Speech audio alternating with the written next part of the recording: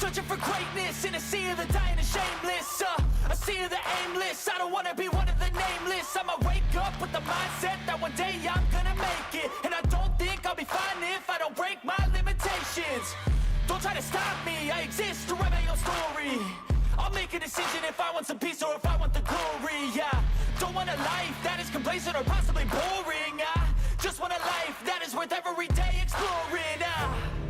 My whole life I just wanted someone who would notice me. My whole life I just wanted to be somebody to be. Yeah, I just wanna be great.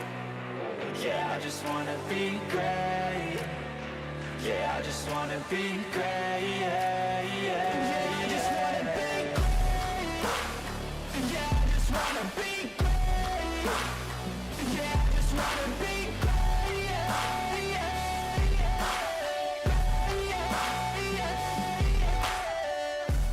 All right, a special Saturday night broadcast here for you. We welcome you into the Legacy Texas Motor Speedway in Fort Worth, Texas. A track that a lot of people wish would have stayed this way and not gone the way it did a few years ago. The all 24-degree bank, Great American Speedway as it was once called, gets ready to host race 5 of this NSRL North Carolina 811 Xfinity Series Lone Star 300 here at Texas as we get ready to rock and roll on this Saturday evening. We appreciate everybody joining us. I am the captain as we fill in this week and get ready to go for 200 laps of racing here on this 1.5-mile track just to the north and west of Fort Worth off of I-35. A track that has seen a lot of great racing, and it's just shy of 30 years already of existence. And tonight's going to see some more racing here on this track. I'm very curious to see what happens here. Of course, this is the first race back since the refresh on the ovals for the series, so a lot of setups have had to be modified. And of course, this being a legacy track, it really throws a curveball at the field. And I think you're going to see what is in store for these guys here this evening. Let's look at the schedule here and where we're at. Of course, they had last week off.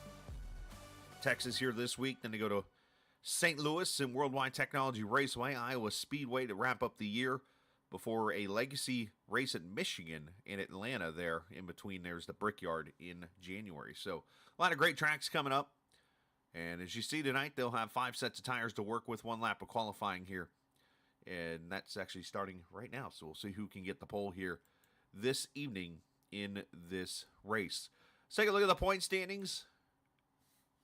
Might have to zoom in a little bit as you got all the cars that have pretty much made a start in this series.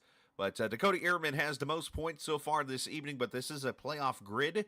So you'll notice Corey Hines right now, he has the most wins, so he leads the grid with Ehrman and Banks second and third.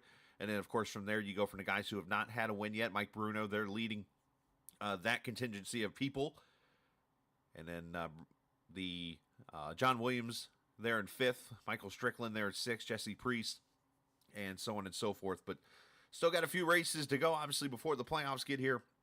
And plenty of great racing on board here in just a few moments. Again, from this Texas Motor Speedway. Appreciate everybody joining us here this evening for this race.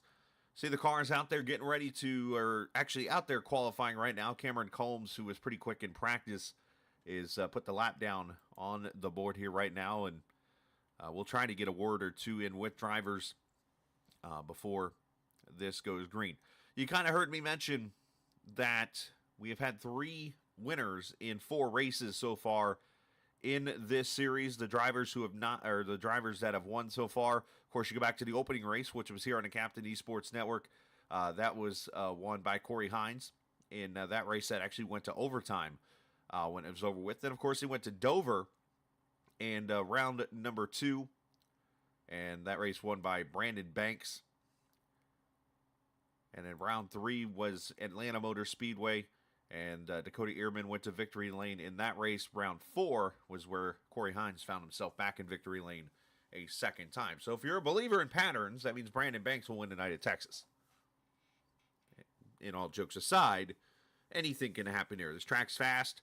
I've talked to some drivers here tonight that believe that the bottom lane is the way to go, which was just like the old build.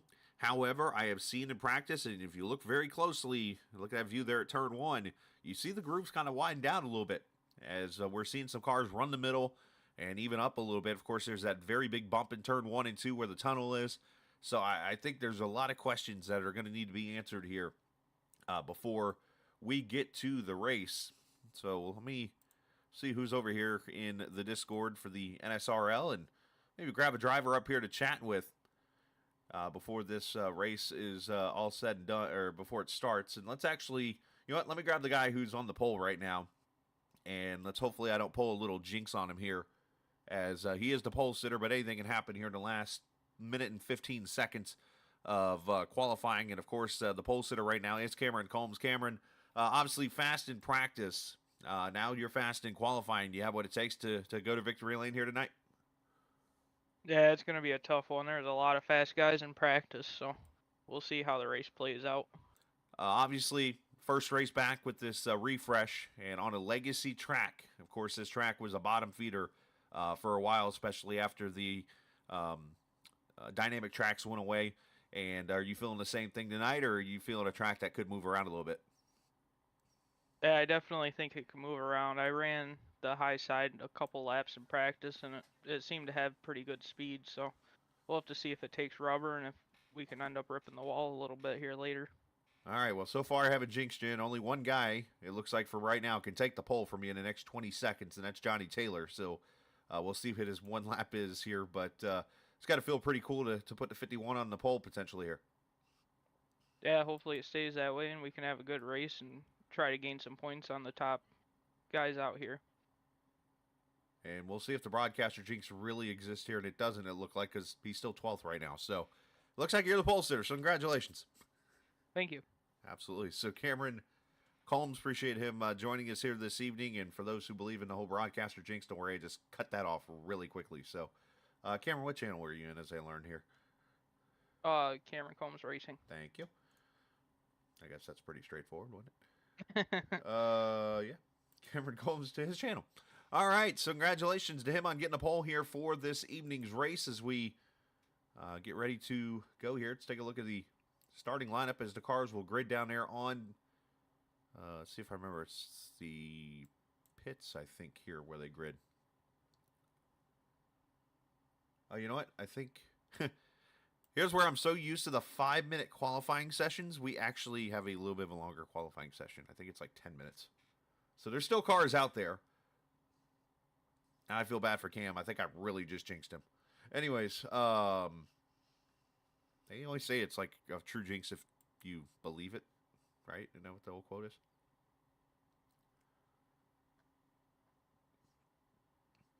All right, let's have a little fun here for a second.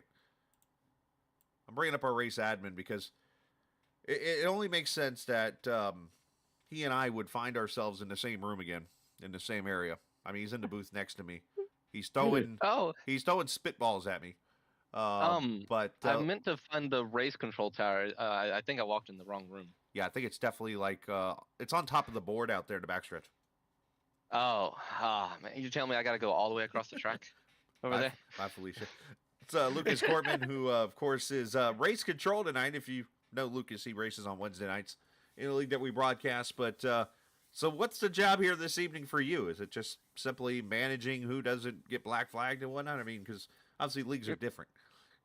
Pretty much. Watch for lane changing, people passing on restarts and starts, making sure that guys do their job on pit road along with the start of the race. I think there's a few guys that are going to be getting one-lap holds.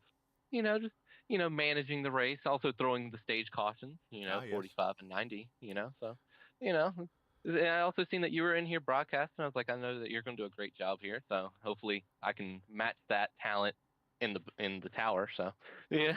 Look, I'm the one talking to a few people. You're just sitting there hitting a button or 3 or 4 or whatever. Yeah. No pressure on you. Maybe 5.5.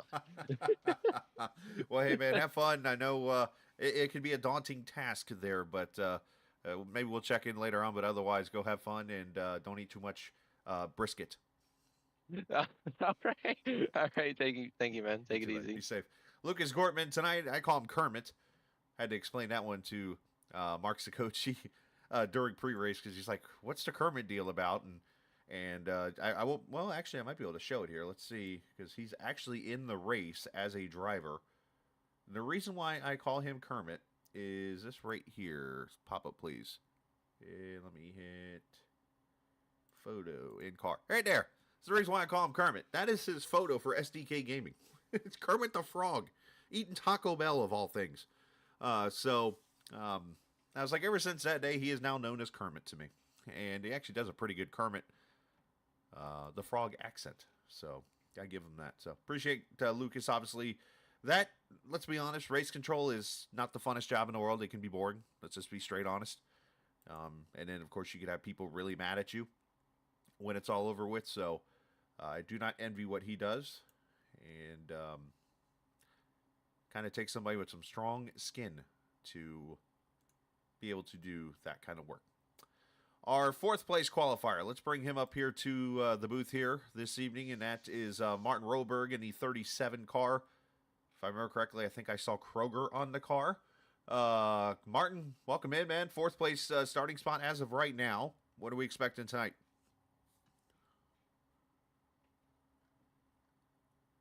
That is if Martin is here.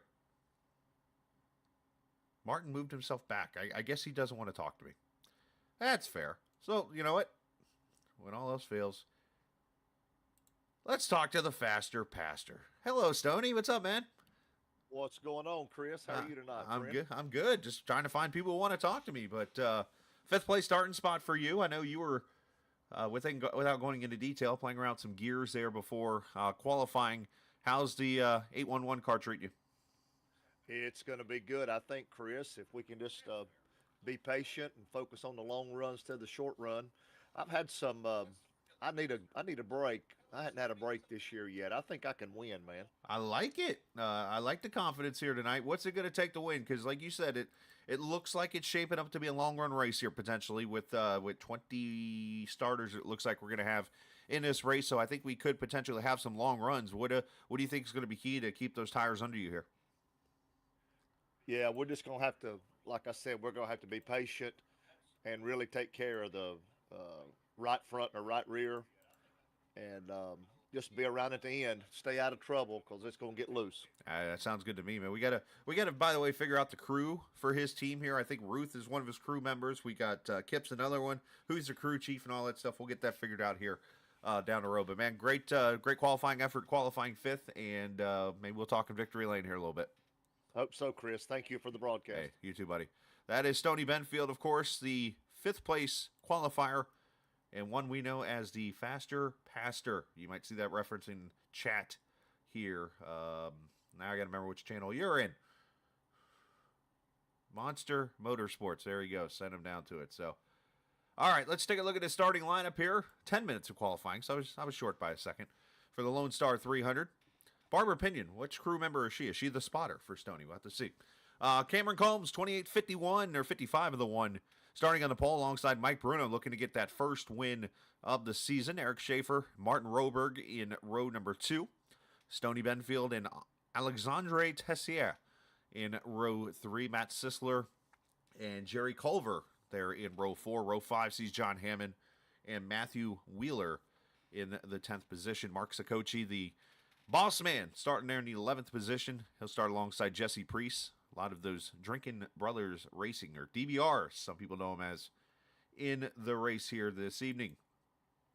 Jason Crumley, 13th, starting alongside Johnny Taylor. Corey Hines, that Lucas Gortman, he's the admin. He is not actually racing tonight, so I believe the two Brandons will slide up into 16th and 18th, respectively. Corey Hines, as I mentioned, and Brandon Banks, and you got Adam Benfield and Brandon Hastings. Brandon and I kind of go back a couple years. We were actually talking during practice a little bit about he raced in a league that I once ran back in the day, and of course his days working for pit crews and stuff, and I think he's still doing that from what he was telling me. And Nathan Biggert, the 21st and final starter, actually be the 20th starter, I think, in the end, with Lucas running.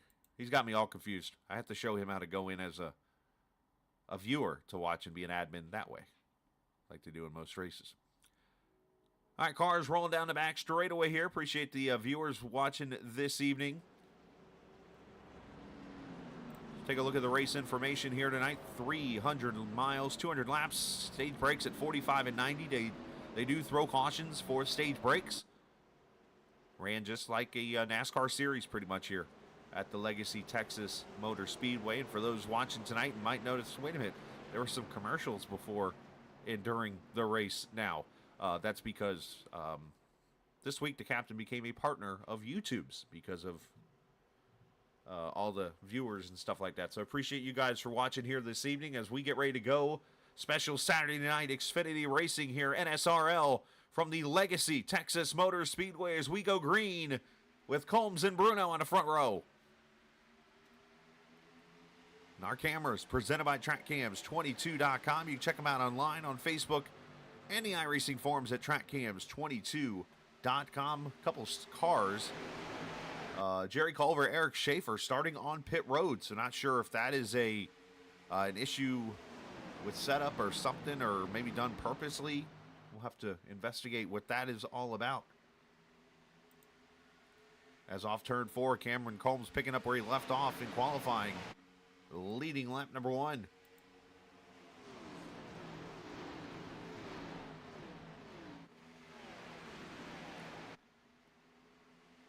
Bruno, Roberg, and Benefield, your top 5 here so far.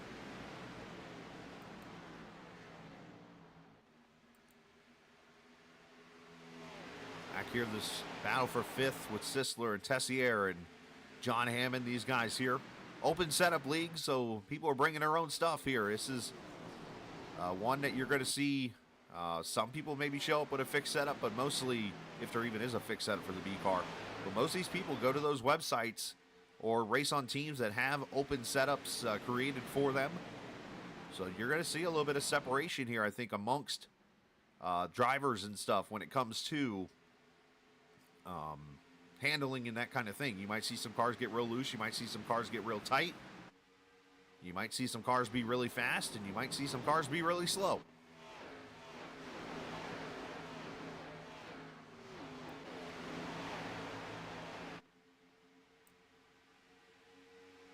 Either way, getting kind of racy back here with Priest and Hammond. Bunch of zeros. Tessier also in this battle.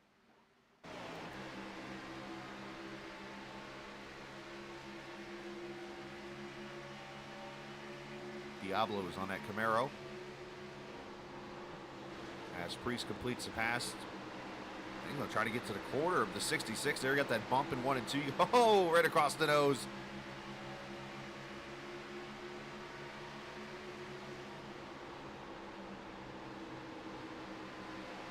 Priest pretty good on entry there. There's that Stoney there in front of him, the 811 car.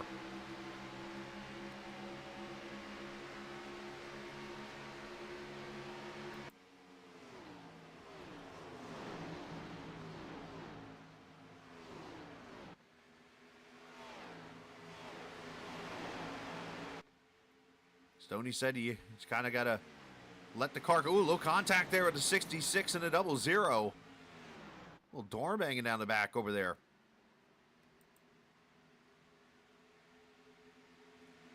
Ooh, that 00 is a dance. Oh, 12's in the wall hard. Kind of found himself in a bad spot in Wheeler. People going to the garage trying to avoid him. That's just an awkward position for the 12 there. Just a bad spot. That dog leg puts himself in the wall, and people had to avoid Hines going off the track, and I could see a lot of damage on that right side. We'll have to see how that 12 handles. They're probably going to be plowing tight here for a little bit. You get to that first caution, got the stage break, of course, at 45, so that'll benefit them when it's all over with.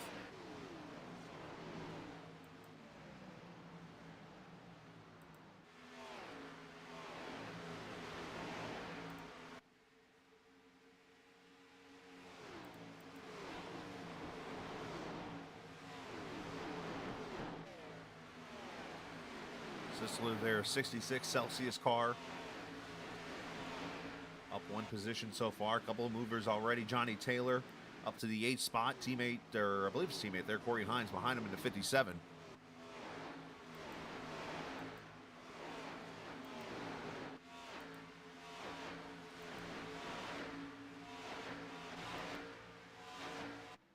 Already 8 laps in. There's the 3 right there of Taylor. Team Conti Racing.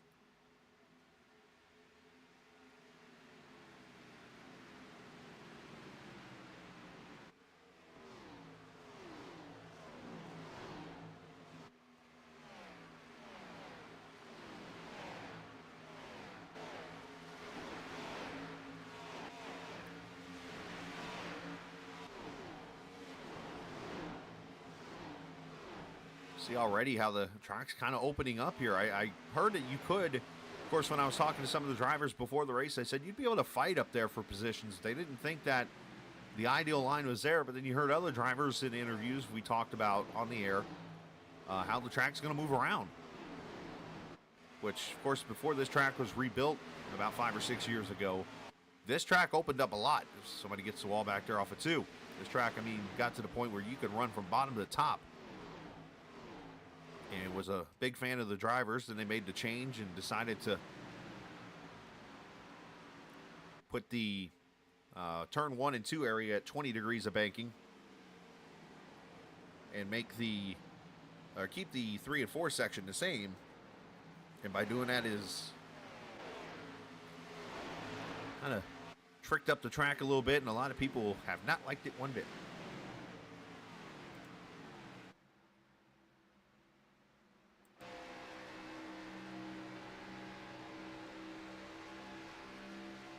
Sisler trying to hold off Hammond here. These two have been fighting pretty hard. It's a good view to see the different lines people are running into the corner. You see some shallow entries, some arcing in. Bump right there. A lot of on-throttle time in this car.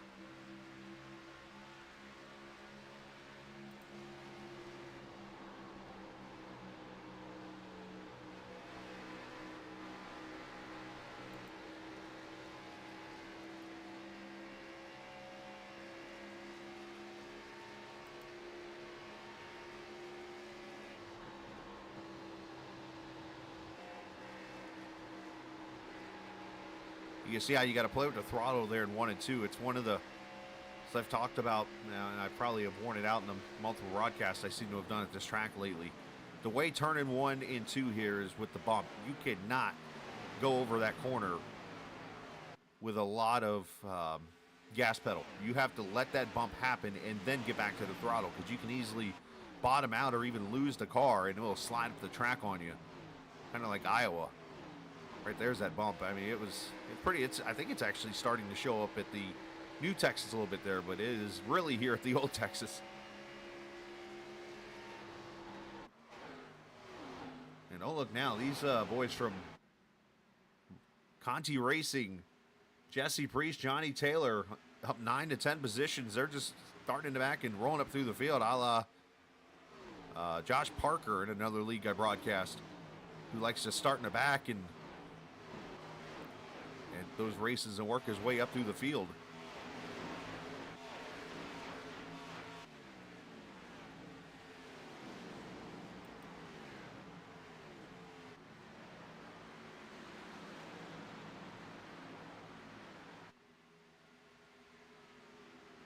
There's Stoney, 75 car, running in the 7th position himself.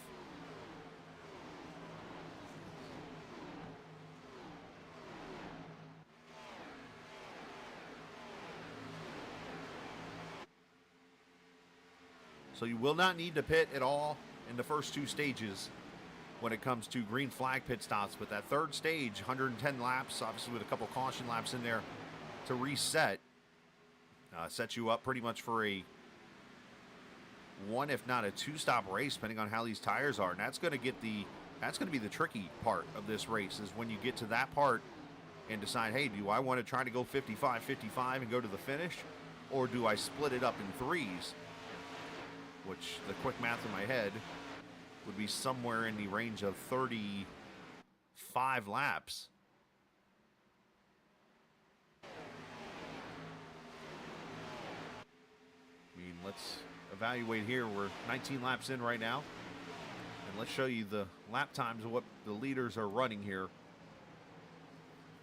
And you see Combs, who's led all the laps here so far, 30:56. Fastest laps of 29:32 for Combs. Fastest lap of the race is a 17 from Schaefer, who started the race on pit road. So times have already fallen off about a second and a half. I think you would need to have somewhere in the 2 to 3 second range of fall off to let these tires play a big role, and it'd have to happen pretty quickly, I think, for that situation to happen. There's Brandon Hastings inside the 00. Of course, I talked a little bit about Brandon, a league that I once ran myself back in his heyday, just getting back on the iRacing here in the last couple of months. Of course, I knew him back then. He was working for Team Penske, but now I know he's doing a lot of truck series work for, I believe he said Tricon. I've got it all of a sudden mixed up in my head here who he's working for, but good to see him out here. 10th position there. Oh, one car loose. 37. Woberg having to catch that car a little bit. Now you've seen that group start to move around. This is what we talked about.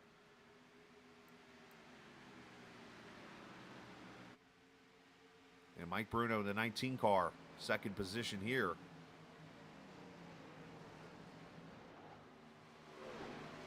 Running laps slightly faster than the leader right now, but unfortunately he's got some hungry hounds coming from behind here. And that's being led by Johnny Taylor in that 3 car.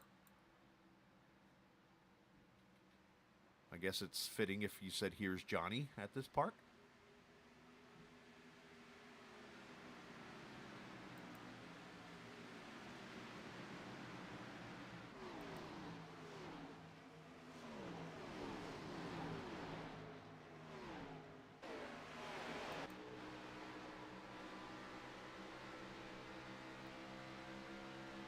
See a lot of movement going to the bottom side, either people trying to see what's going on or maybe getting loose off the corner.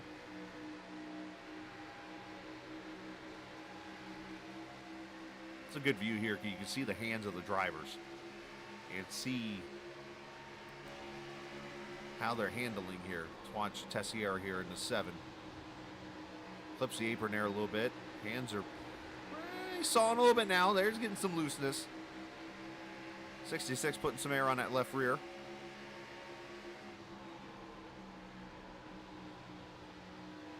I think Dale Jr. said it a ton, and I'll add to it.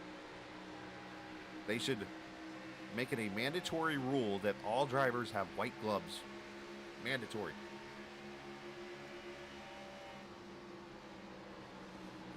And I say that for the sake of,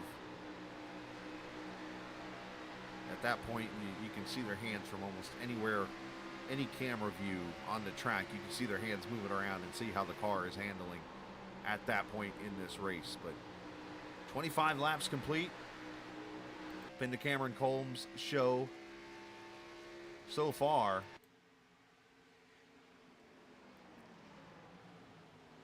As we've been caution-free here so far. 20 laps to go in stage number 1. And let's watch the battle for second here. Is Corey Hines going to go past Bruno, going to bring Johnny Taylor with him, and Bruno just going to kind of let him go.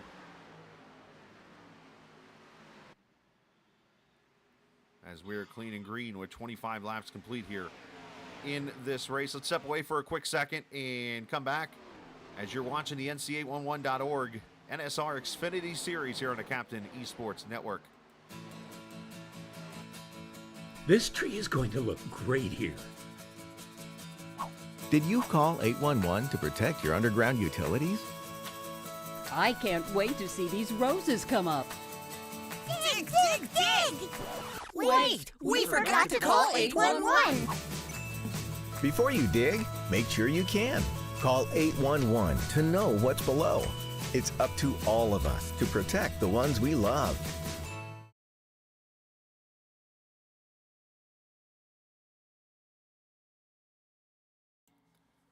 All right, 28 laps complete. Back we are at the virtual Texas Motor Speedway as we have a battle for the lead. Corey Hines inside of Cameron Combs, who's led the first 27 laps at the line. Looks like Combs barely using that top side. Can he fight off the 57? Unfortunately for him, these Team Conti cars have shown up.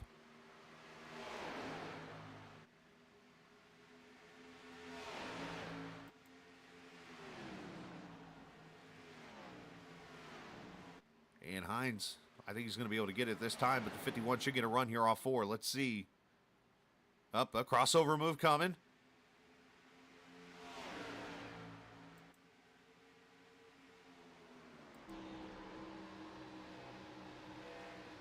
Let's see now if the 57 can carry the run off, or we see a crossover slider. Yikes. Nice job by Combs to stay out of that. That could have been bad.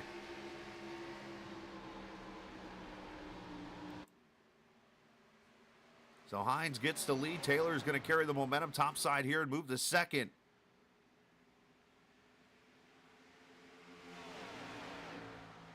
Obviously a good time to reminder to remember.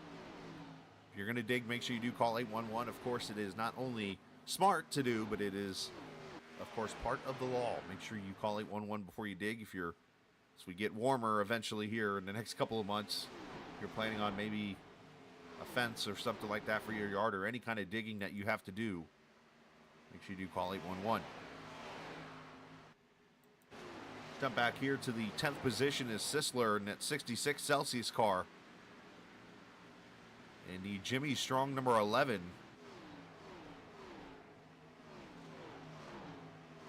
Dustin Hall, a battle for 10th.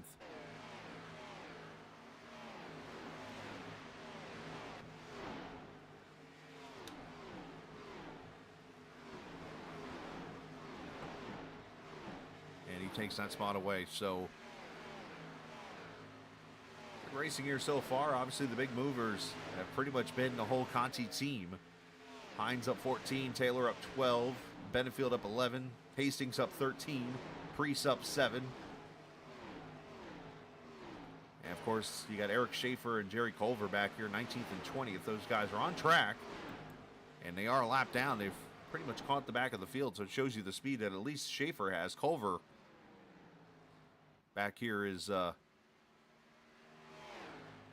little bit of a struggle bus. Oh, got the wall there, so he's definitely on a struggle bus a little bit. Looking to get this stage break here in about 10 laps. And get some tires on the car, maybe get the lucky dog or wave around. And get back on the lead lap in this race as we watch the fight for third with Combs and Bruno.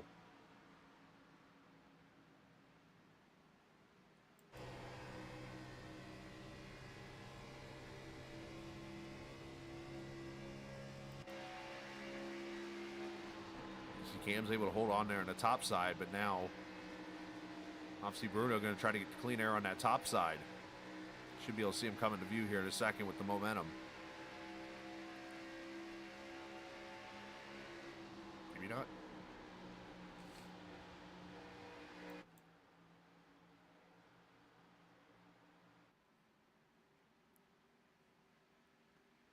And the reason why you see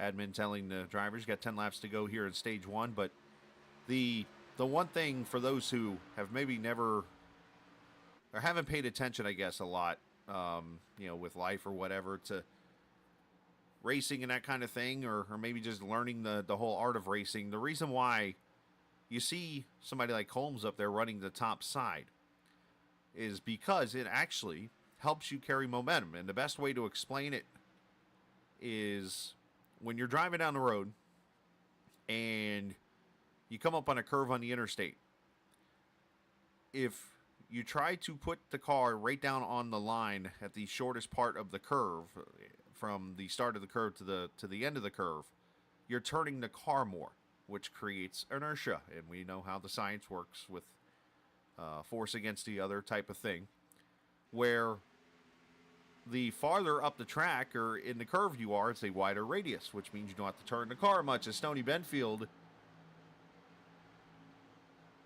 had a quick little off track there. He's going to be okay in the end. He did talk about his car getting loose potentially later. But Stoney's falling back to 14th now, so tough break there. But obviously, by doing that, you don't lose as much speed in the corner, which then allows you to carry the speed off. 37 all. Roberg having all types of issues here.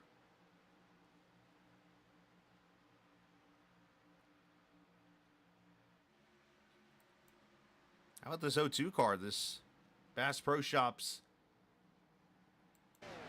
Camaro of, I think it's Nathan Biggert. It might be Bygart. Don't want to get it wrong, but here he is in the 10th position right now. Started dead last on the field in this 02, and he has been steady Eddie up to the front. Runs right on the edge of the top 10, looking to score himself a point. Potentially when this thing's all said and done.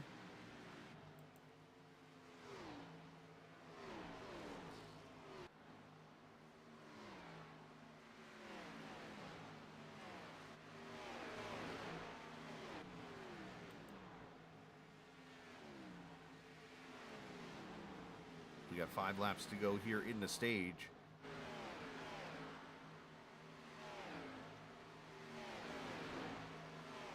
And Jason Crumley on pit road right here before the end of the stage. So I'm not sure if this is a handling issue or what the deal is here for the 83 car.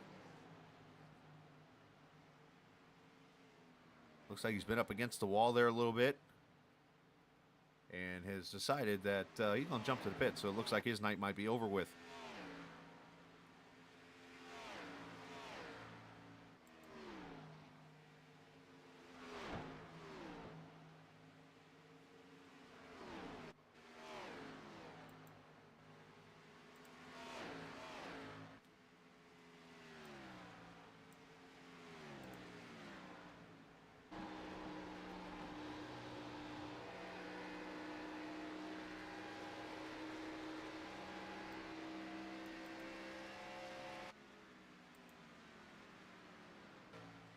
Go back here to the 4th position as Combs has started to fall back. Bruno did eventually get by him, and now you see Benfield has gone by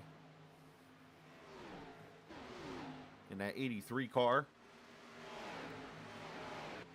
Not sure Priest is going to get to him there. But now Benfield looking to put pressure the back end of Bruno, but Priest is there at Combs as we come to 2 laps to go here. So some battles right here at the in the playoff spots, I should say.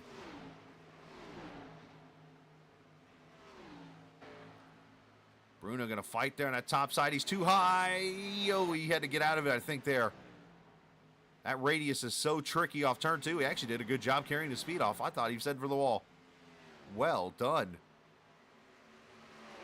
Well, he gets loose there, though, and that's going to give him the spot.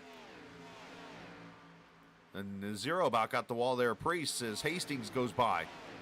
So final lap in the stage here.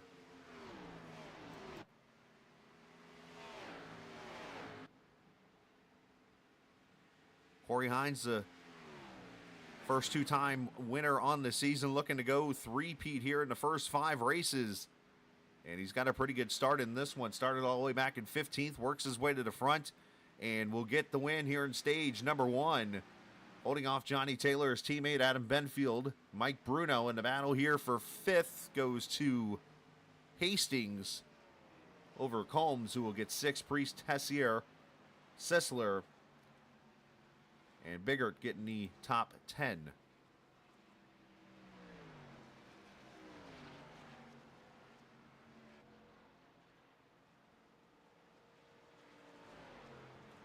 So for those joining us, this is just like a true Xfinity Series race, basically, or a NASCAR race with the stage breaks and stuff like that. So they'll get up here behind the pace car. They'll come to pit road. They got 5 sets of tires, so plenty of tires to go around. And Matthew Wheeler should get the lucky dog and get him back on the lead lap. So tough break for Schaefer and Culver, who are trying to get up through the field. They're going to have to make a decision here, especially Schaefer. It looks like he had some pretty good speed. See if he's going to maybe take the wave around here and hope for another caution, or just maybe use these next 45 laps to put himself in position to get a lucky dog so that he doesn't fall behind with the old tires.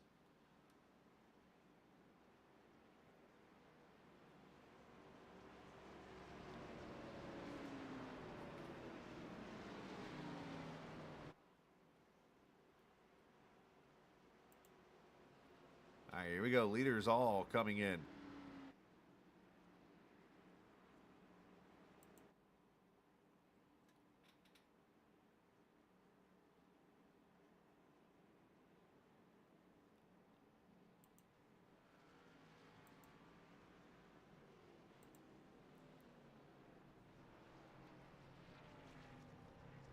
Wonder what kind of setups or some changes we're probably getting in the car. Saw some cars getting loose, saw some cars getting tight. I can see some air pressure, maybe some sway bar changes, some things you can do inside the car. As Hines wins the race off pit road from Taylor, Benfield, Hastings, Priest, Combs, Bruno. And you get some cars that are going to get some damage fixed. Also here in this race, as we'll step away and hear from our sponsor 811 as you're watching the NSR Xfinity Series here on the Captain Esports Network. When do you plan on putting in that new fence we've been talking about since last summer? I guess I could start tomorrow.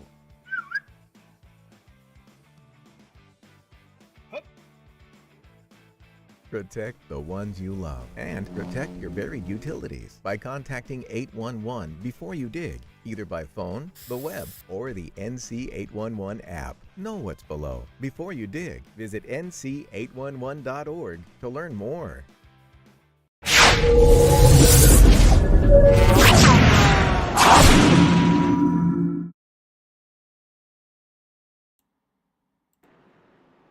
All right, back we are here at Texas Motor Speedway under caution for the stage break.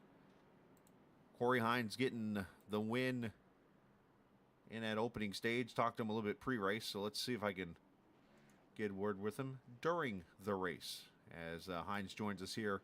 Corey, nice job, man, getting the win there in the stage, but more importantly and more impressively is watching all your teammates there pretty much follow you through the field.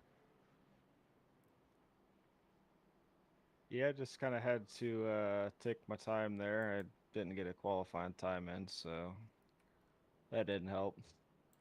Definitely didn't. So what are we feeling in the car here so far? It looks like you got a pretty good hot rod there. Yeah, it's been pretty good. I've never run a race this long on the new dynamic track stuff, and it's definitely a little tighter than I expected it to be. To make a couple adjustments there for the long run, you think? Tried to. We'll see how it goes. Hey, that's all you can do, right? Well, best of luck, man. Yeah. Congratulations on the stage win. Corey Well, Hines. great first stage there. Next stage will be at the end of lap 90. Remember, on the restart is on the leader within the box. No lane changes before the start-finish line. Get him to his team. Down there is just for Josh Gagnon, who asked for Lucas Scortman in chat. There he is. Just got the admin work there for a second. So congratulations, Josh.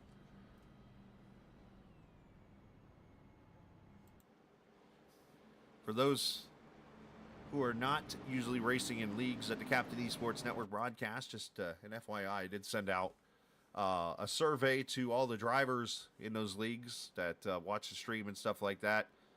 And I appreciate all their feedback and things. So some things that we're going to work on going into 2024. So I just want to shout out those guys who helped with the feedback and the constructive criticism, as we're going to continue to get better and put the best racing we can possibly do with, 95% one-person booth, basically. As, of course, Monday nights you get Kevin England in here with me normally, but all these other nights it's me, myself, and I. So we got what we got. We got green flag back on track. Lap 50, 40 laps for stage 2. And a whole bunch of Team Conti cars up in the front.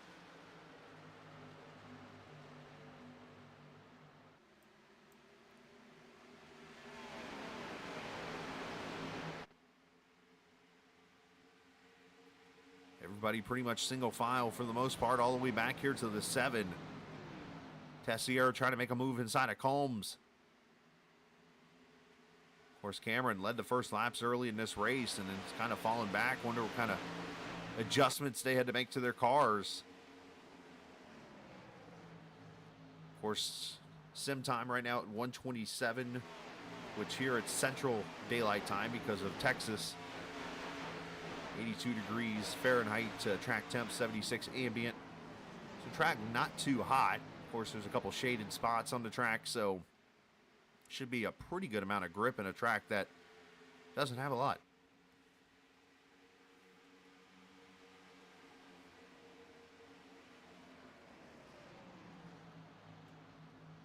So I found it interesting there. Corey talked about during his interview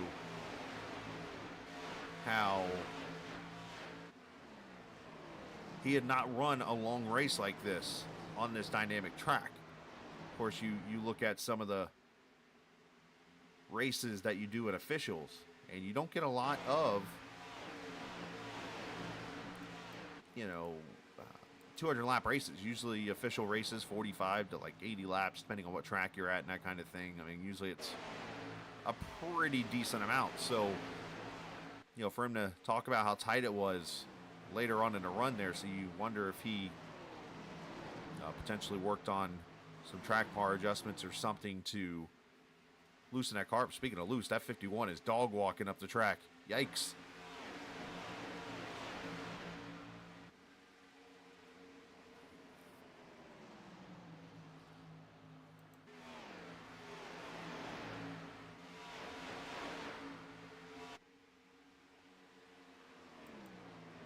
Combs just continues to fall back here. 14th position now for him. Just to clean a couple things up with that caution, Martin Roberg also stayed on pit road a little longer to get some damage fixed on that 37. You see him back there in the 15th position in that Kroger car. So he is there. You see the faster pastor right in front of Combs there in that 51. And up front, as mentioned,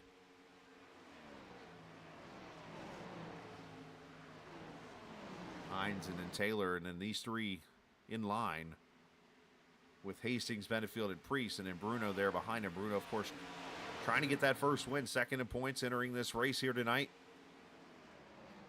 Looking to break the ice.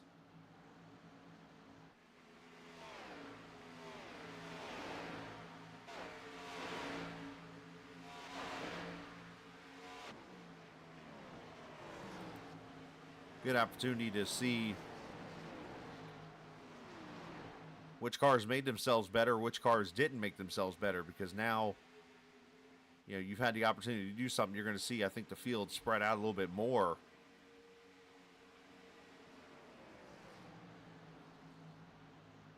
As inside you see the 11 make a move. So nice pass by Dustin Hall there inside of Brandon Banks. Banks not having a run like he's had here the last couple of weeks. Of course, going to victory lane in race number 2 a couple weeks ago.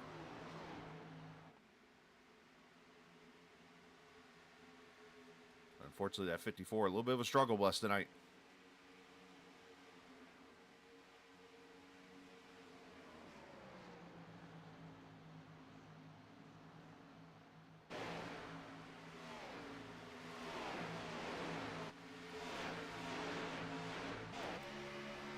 Good little battle right here, easy.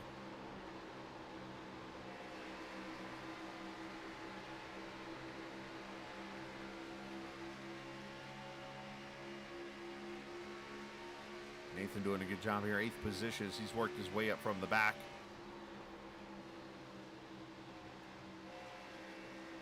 Carrying that momentum and likely will clear the 66 here. Move him up to the 8th position. Ooh, a little defensive move there by the 66.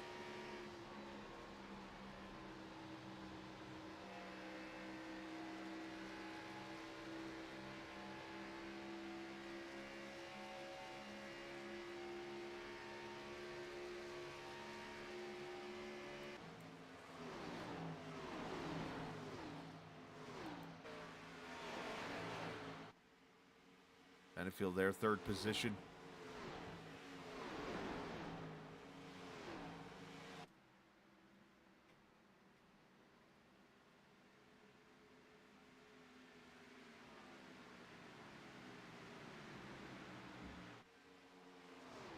Let's go back here and check on the boss man. Mark Saccoci here in the 8 car.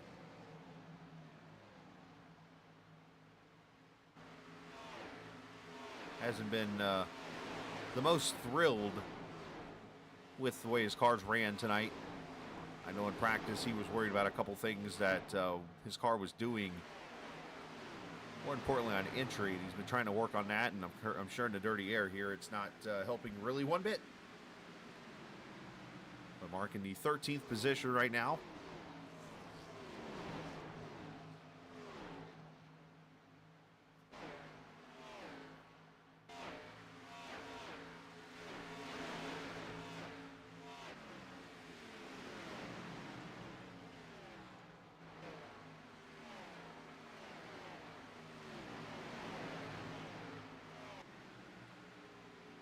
So Hines with a 1.1 second lead. Taylor's second. He's got exactly 1 second, I should say, over Benefield, who's right there in front of Hastings. This is about the best battle right now on the track with these guys here. About 7 cars under a blanket within a tenth of each other.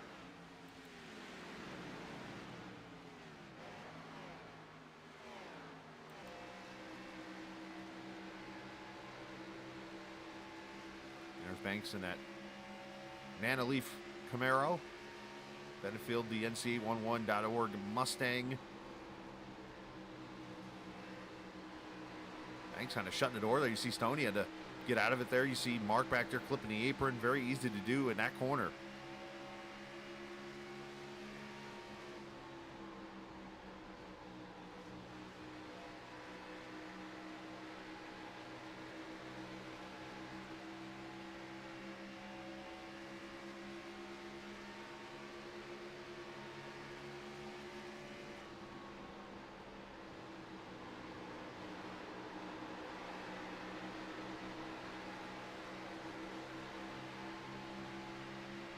These cars drive so different than you drive like a cup car or even the truck. It was actually one of the tougher cars that I personally have had issues learning going because I haven't raced it much. But I know a lot of people, it's one of those cars that you either like a lot or you hate a lot. Usually the trucks, you can kind of tolerate it and either like it or hate it. With this one, it's either one or the other.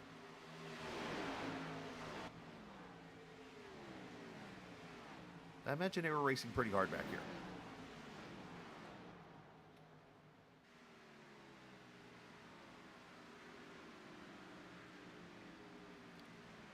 That Reaper number 4 car, by the way, that is Eric Schaefer. He's the one we were talking about earlier, trying to get himself back on the lead lap. He is still a lap down after starting on pit road at the beginning of the race. Just trying to get that caution so he can get himself back on the lead lap and pretty much start his race. You know, if he can hold on for 22 more laps and nobody goes a lap down, then he'll be in good position.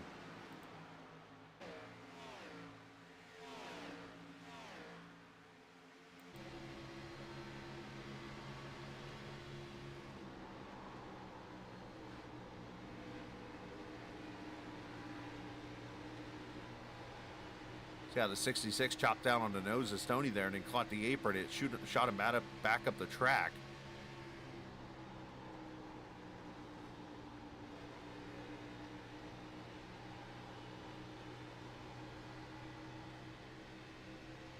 Stoney's car doesn't look terrible. I mean, he didn't put a lot of wheel into it, it looks like. Didn't have to fight it at all, so I wonder if Stoney's just kind of pacing himself here, or maybe he's fighting a little bit of a tight. Loose over the bump, that's to be expected. But otherwise, you see the car, it looks like it's rotating pretty well. Hits the wall as I say that. Gets the big guy out of his car.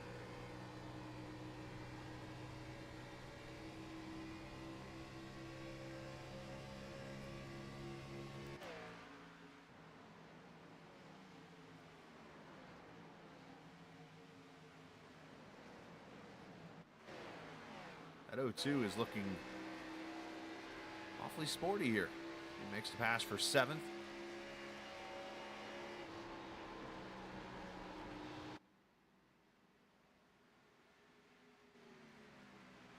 5 of the top 7 cars in this race started 15th or worse.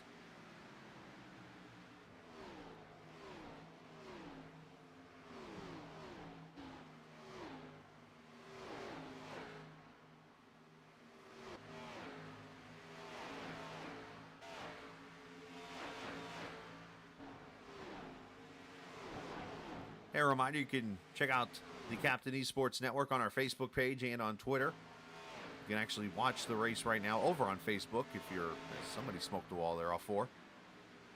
Yeah, it might have been Tessier, but you can actually watch this race not only here on YouTube, but over on the Facebook page. So you can check it out there. And, of course, Twitter, see what's going on in the racing world. And never know what randomness I might come up with.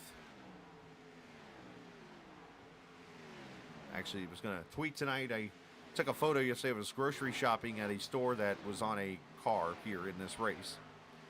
And they found a way to, I can't make this up, they found a way to have about 5 to 10 packages of hamburger buns.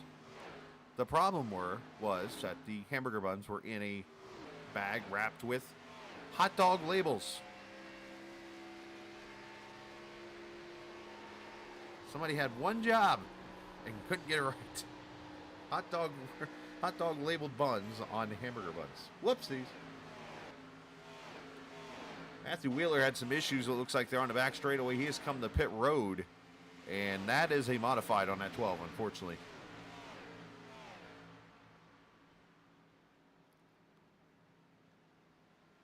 Matthew Wheeler looking, right, is that Hey Arnold, I think? I didn't get to watch that show much. See if we can find what happened. He's already damaged at that point.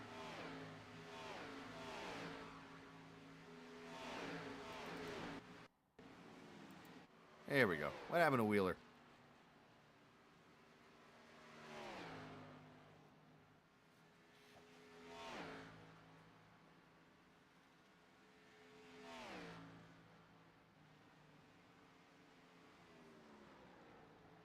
Goes down to 1 and 2 here. Car sliding up a little bit here. I wonder if he's going to get the outside wall. Sure does. Loses the back end. Inside wall's right there. And unfortunately destroys it. It's probably the one thing about Texas Motor Speedway that can easily be forgotten to a lot of 1.5-mile tracks is the inside wall on the back straightaway is pretty tight to the track. You think of Charlotte, you think of Atlanta. Yeah, there's a wall there on the inside, but nowhere near as close as that Texas Motor Speedway wall.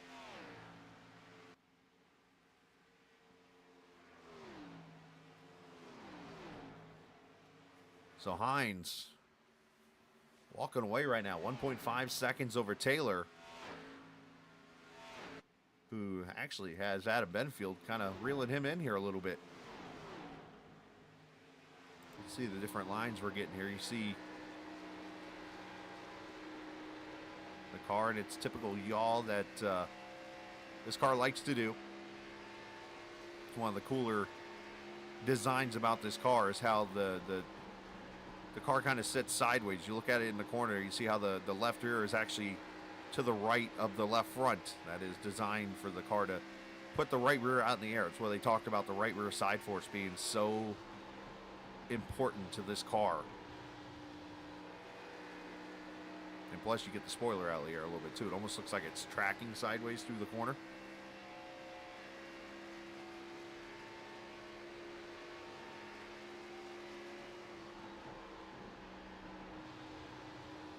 Pretty similar lines between second and third.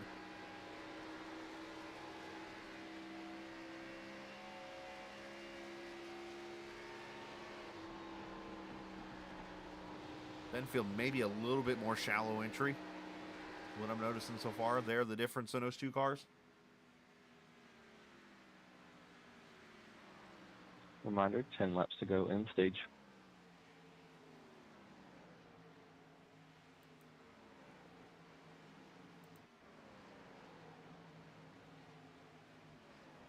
There's Mike Bruno, who is falling into the clutches of the 02 car and the 11 here. So One thing I've noticed, a couple of these cars that have started up towards the front, all of a sudden now kind of fading a little bit here. I mentioned Combs a little bit ago. He's now in the 11th position. He's actually gained a couple spots. I wonder if he's changed his car up a little bit, or maybe even his driving style to make the car kind of a long run car if he can. Very tough to do, but can be done.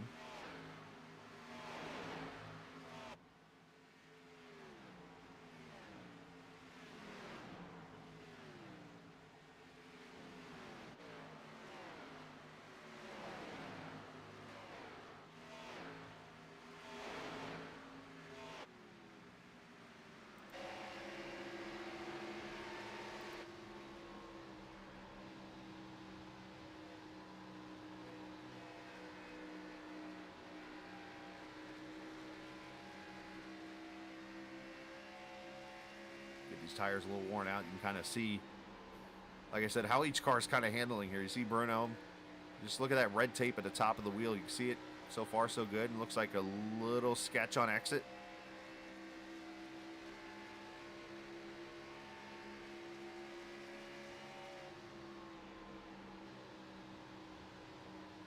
All right, I got to get it close up. Is that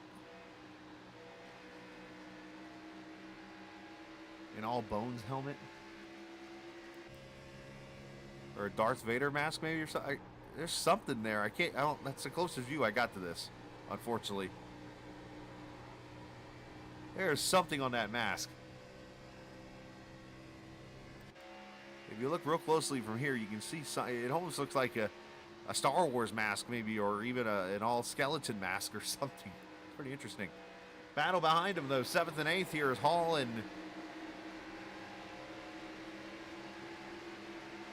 Nathan Biggert. Battle for 7th. I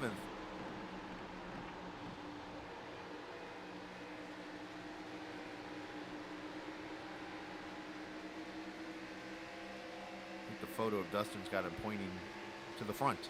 That way.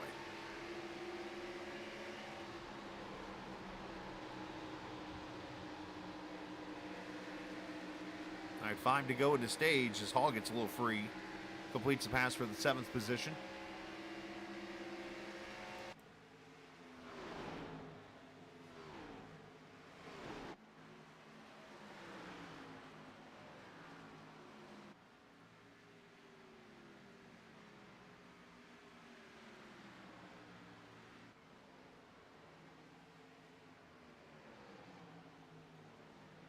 So, of course, we are wrapping up our 2023 season here. Broadcast here on the Captain Esports Network, and it's league broadcast officially on the network.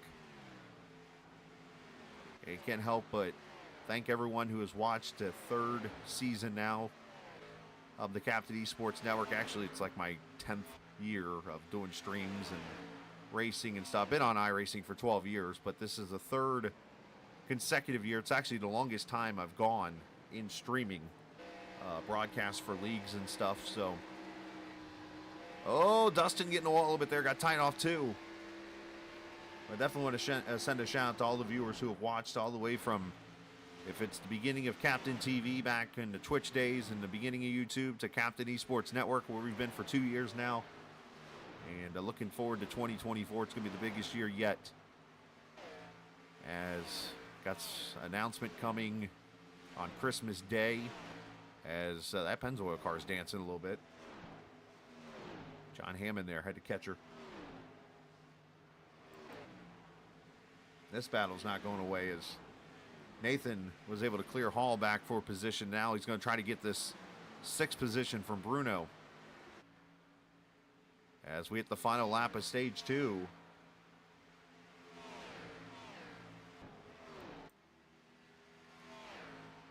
Hines a little tight there off 2. This is going to be the perfect stage break that Eric Schaefer's going to need. It looks like he will be the lucky dog. But Corey Hines is going to be the dominant dog, as he will win stage 2, sweeping the stages. And his teammates right there behind him, 2nd, 3rd, and 4th. Taylor, Benfield, Hastings, Priest, Bruno. And Biggert holds off, or I should say Bruno holds off Biggert by 3 100s. Dustin Hall, Tessier, and Brandon Banks getting himself a stage point.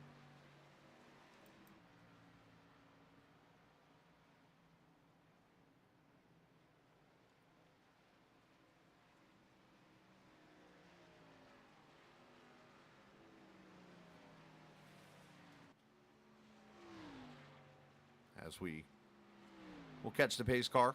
As I said, Christmas Day, going to make an announcement on the Facebook page. Going to be adding to the channel, not only with elements, but going to have another league we're going to be adding on to the channel here in the near future. Look forward to announcing all that coming up here a week from Monday.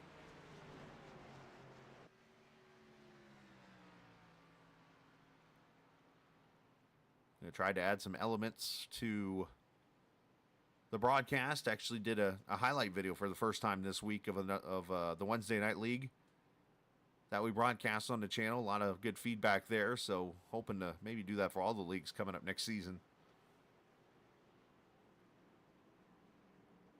As pit road opens up,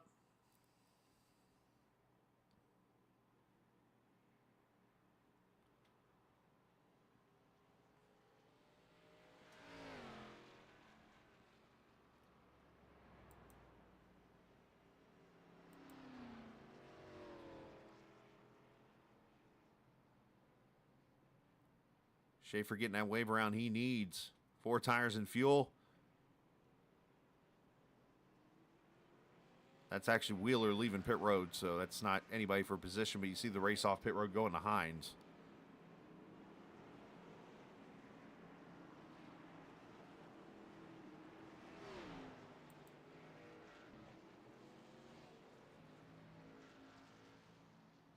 All right, let's step away for a quick second. We'll come back, get you ready for 107 laps of racing here at Texas Motor Speedway. Stage 3 coming up here on the Captain Esports Network. What a nice day to install my new mailbox. Hi there, friend. I'm Dig Safely Man.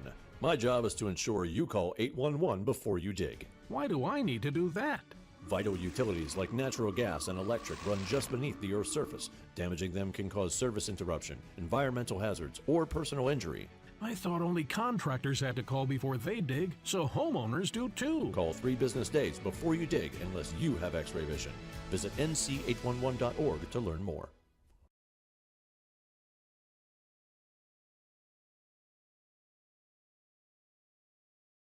All right, back we are here at Texas Motor Speedway, virtually on iRacing. It's round 5 of the NSR Xfinity Series presented by 811. And the captain with you, of course, helping out tonight. Second time this season we've been on the air for this pretty fun Xfinity Series season. As we've seen 2 cautions so far, both for the brakes, under stage brakes, I should say. And we've watched Corey Hines pretty much dominating this race, especially there through stage 2.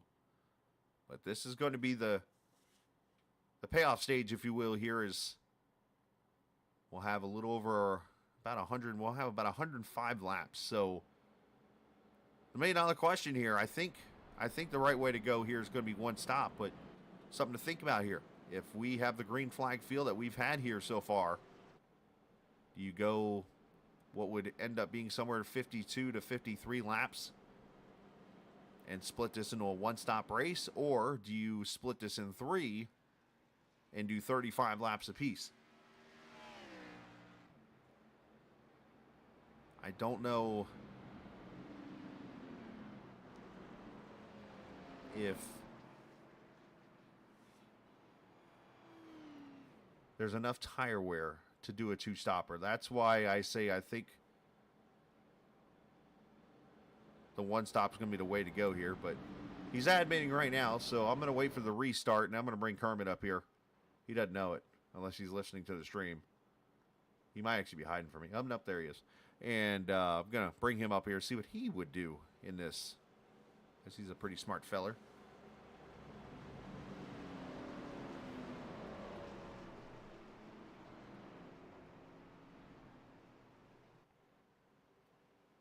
All All right, so 1, 2, 3, Team Conti cars.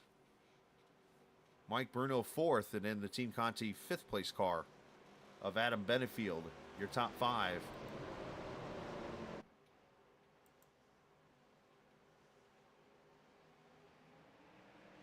As Barney the flagman waves the green, here we go, back at it.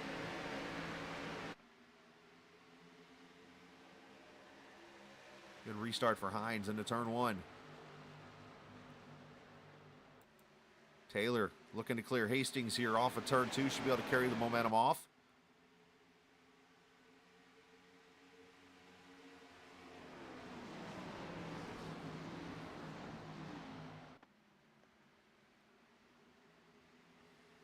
And who made the money setup changes to their cars?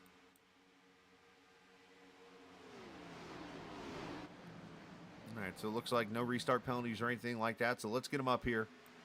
The most popular admin of this race tonight, Lucas Gortman.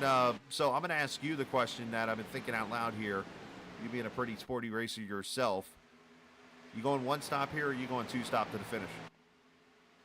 So honestly, Scala, see, there's different strategy. I've ran this track this week so far, and as I'm watching these guys at times, I'll probably go one stop. These guys have went 45 laps. They could easily make it 50 and just split it right down the middle probably, and just do the one stop. And you'll probably see some guys try two stops, but I think the one stop's probably the best call here.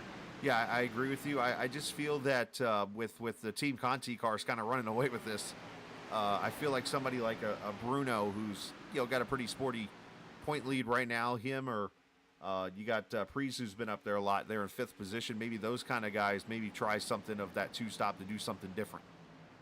Yeah, those are definitely the guys you want to watch out for, because they already have decent speed, and then give them enough time with fresher tires with those two stops. I think they can potentially gain a spot or two, if not challenge the lead with Corey Hines. And I mean, he's kind of been dominating the show right now. Yeah, slightly. As I think this guy's hired. I'm putting him in the color commentating spot from now on. So, good job, man. I'll let you get back to your adminning duties there. Just don't fall asleep. All right, Skylar, take it easy, man. You too, buddy. Lucas Gortman there in the race control booth next door. Told you he's a pretty smart fella. He's thinking exactly what I am. As I like to say, sometimes you have to not follow the leader to beat him. If you follow the leader the whole time, you're going to follow the leader the rest of the race. If you do exactly what Corey Hines does, or any of these Team Conti cars do, guess where you're going to finish? Behind them. Do something different. It'll either help you, or it's going to bite you.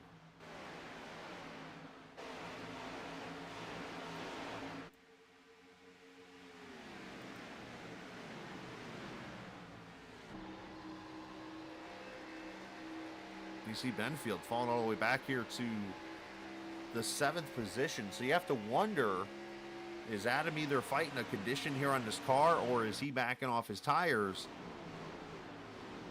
to go that, 52, 53 laps as mentioned, or if not even longer, with the 18.7 gallons of fuel in this car. Priest inside of Bruno for 4th. Jesse hoping to, if he's really a Steelers fan, as I see in that photo, hopefully to have a better run than his team had today.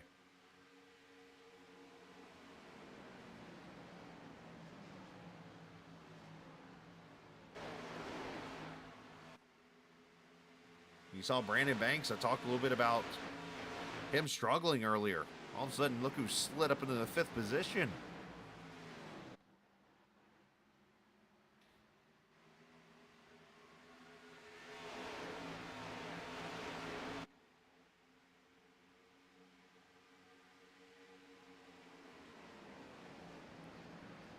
Banks obviously has worked on that car, gotten himself to track position, now letting this race kind of come to him.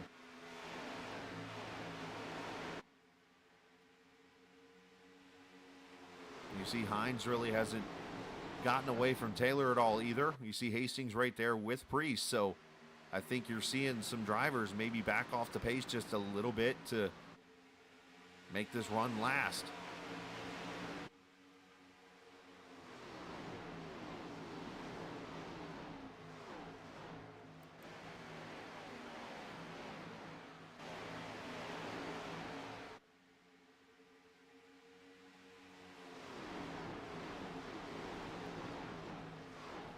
Track temp's been kind of hovering right there around 85 degrees, so really haven't seen any drastic changes on that.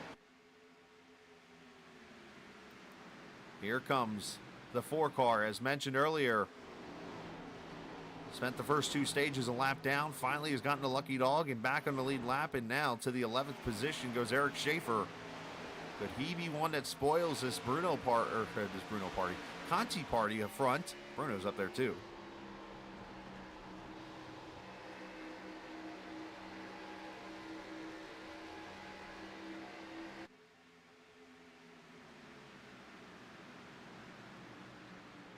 Obviously Schaefer at that Reaper Speed Labs car, and I assume running one of their setups.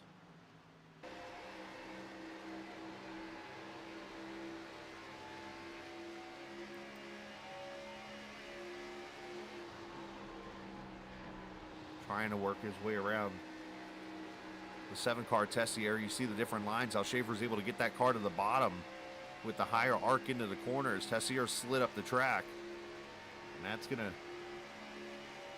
give him the momentum into turn 1. The question is, can he complete the pass?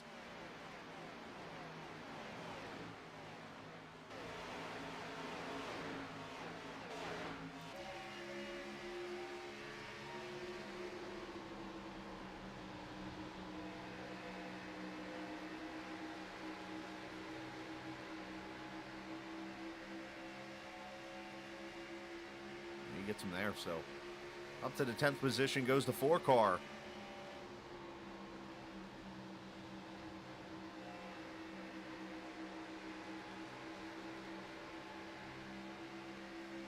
Car looks pretty smooth.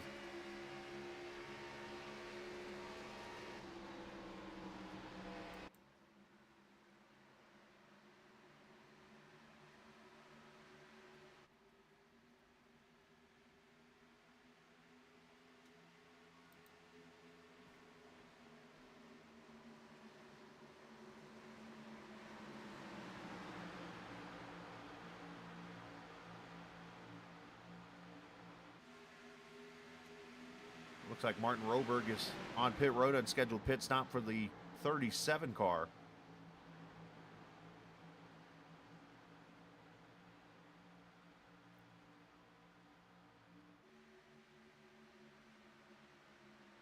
He's in his stall here. Not sure if he's got damage on the car or whatnot.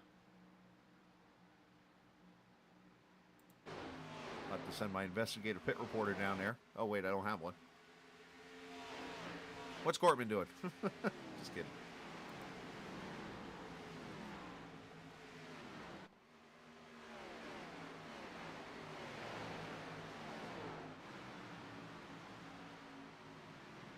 Looks like Roberg is actually taking his car behind the wall, so tough break for the 37.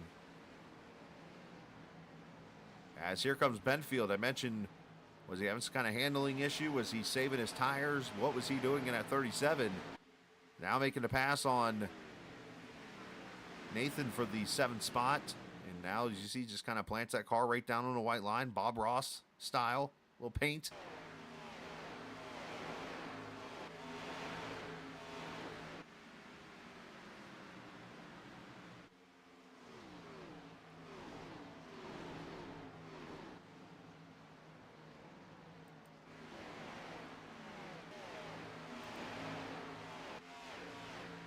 As you see, Taylor got 1.7 seconds on Banks there. About 9/10 of a second on Hastings. And you see Hastings and Priest and Banks, all these guys right here. Bruno's really there. Him and Benfield right there trying to now work their way around. Brandon, there he goes, inside for 5th.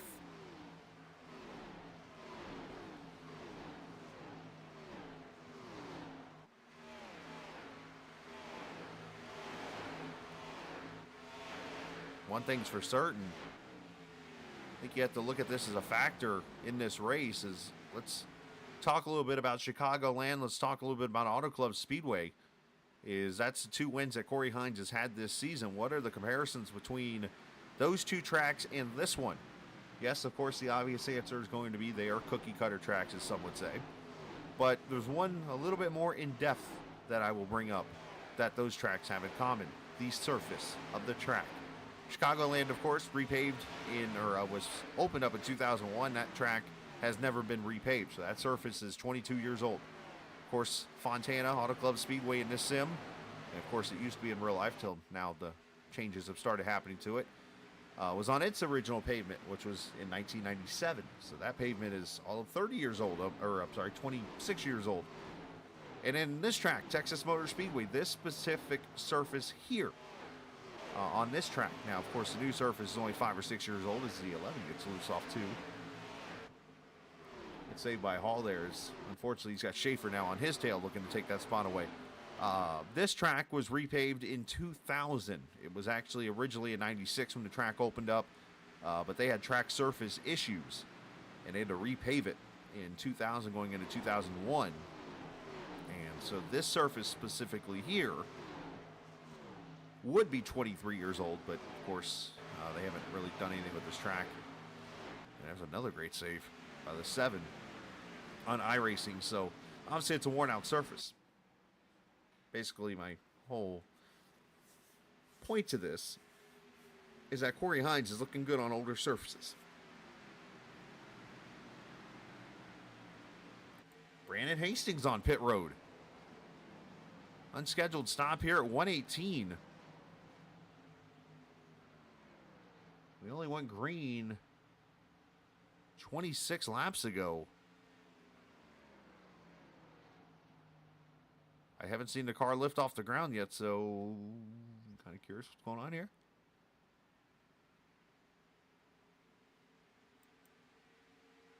And he's going to tow, so unfortunately Hastings going behind the wall. Uh-oh. First of the Team Conti cars to have issues.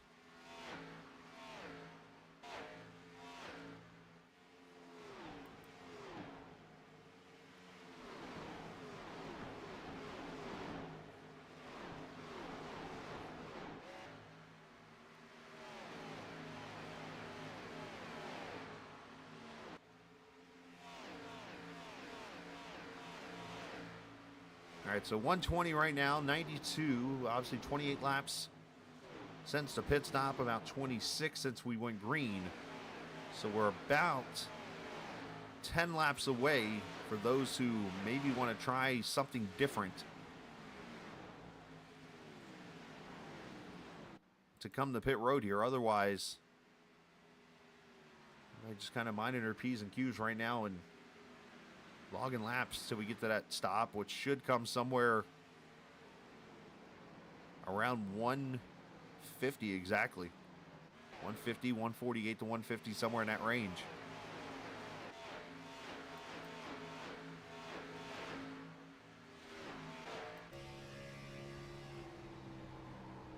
Let's check out the speeds here. Let's ride with Alexandre here a second. Let's see, 160. A little tight off the corner there.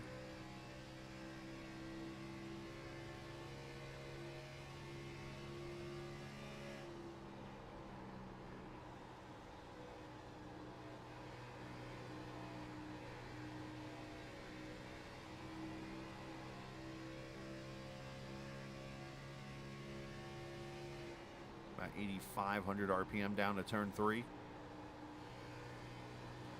I might check out the comments that Denny Hamlin made this week on, and of course he makes a lot of comments everywhere, but made some comments about the next gen car. And for those who don't know, the next gen car has a rev chip. As the 4 car getting free there off turn 2. This might open the door for the 7. But he talked about the car being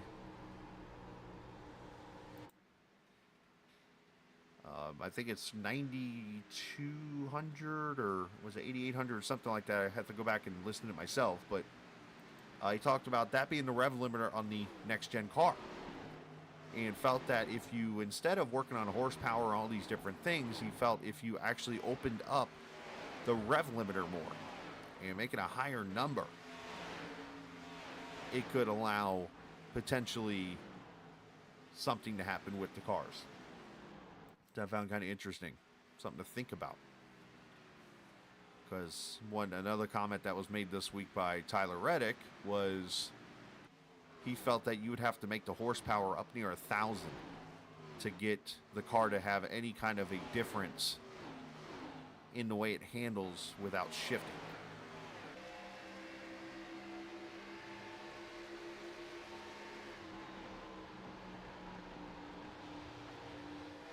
I found that interesting. It's the one thing that I've said for a while now, and I'm noticing it more and more, is these cars, the next gen cars have so much technology in them now, and so much. Like, I don't even know what the right way to word it is. As Dustin Hall makes the pass on Bruno for 5th. Like, it's not. It's almost like technological downforce, maybe, if you will. I don't know how else to call it. Then, like, simply pushing out a fender or dropping the car lower or that kind of thing in the car. It's like you almost got to take out technology and things like that out of the car to get the downforce down.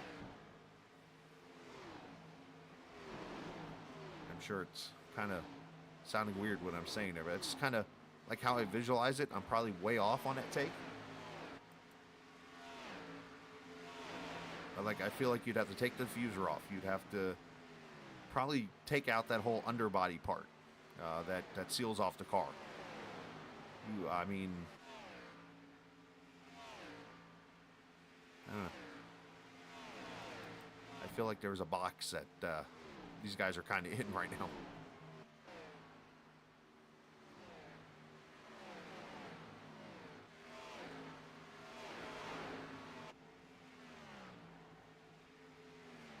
So 128 laps complete.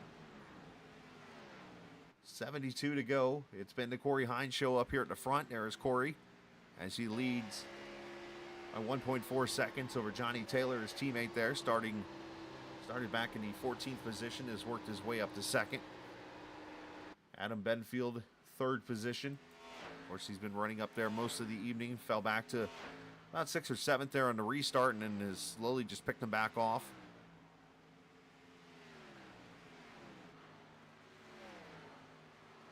And you got to go back 2.5 seconds to Jesse Priest in the 4th position, the best of the rest, if you will, right now.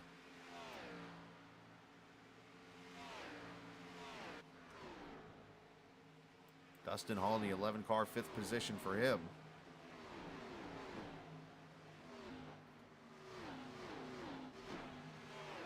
All right, I talked about strategy. Here we go. Look at this. 00, John Hammond on pit road. I don't know if this is scheduled, but 70 laps to go. Split the race in 2 or into 3.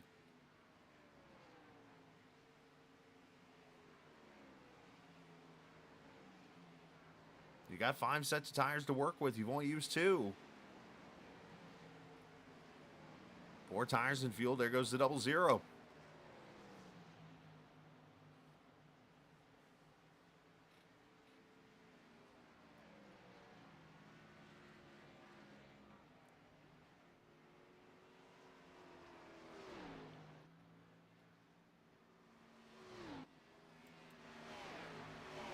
We'll see how he tracks.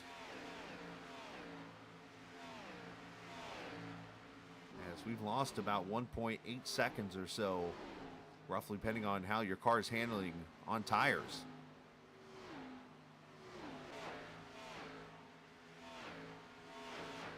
As Tessier moves up to the 8th position.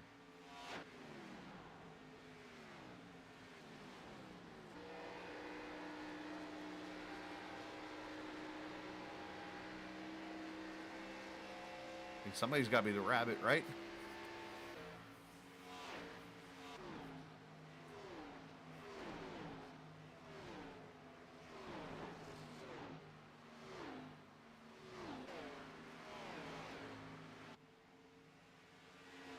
All right, let's step away for a quick second. We'll come back and get you ready for those green flag pit stops coming up as you're watching the NSRL Xfinity Series presented by NC811 on the Captain Esports. You know what? Let's hold off because I just saw the O2's coming to pit road. So let's cover this.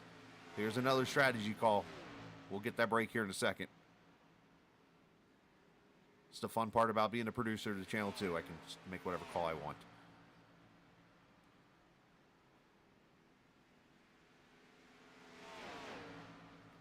This is right at the 200-mile mark, so obviously here, 33 laps or so. And there goes DO2, so. All right, as he leaves, as promised. Let's step away for a second. We'll come back here on the Captain Esports Network. If recent storms have caused damage to your property, contact 811 before you begin your cleanup. Buried utilities around uprooted trees can make a bad situation worse if those lines are not located before digging. Electric, natural gas, and internet lines are everywhere, and knowing where they are is the safest way to start any digging project. Call North Carolina 811 by dialing 811 or by using single address ticket on nc811.org or the NC811 app.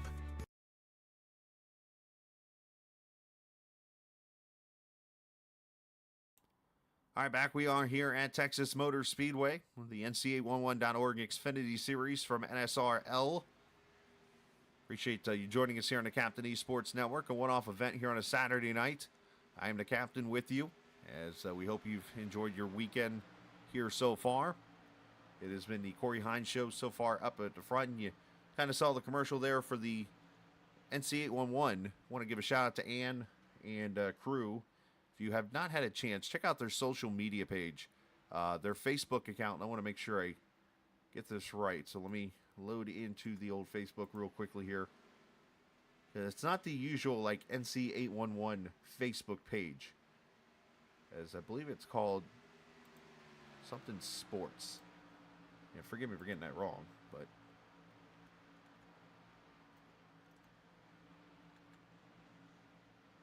as soon as I get that figured out, I'll get you guys the link or whatever to it. It's like Total Safe Sports or something like that, I believe, is their Facebook page. So make sure you go and give them a like on Facebook. Doing a lot of great events I've seen here recently, going out to different places and that kind of thing to promote 811. So make sure you go give them a follow on social media.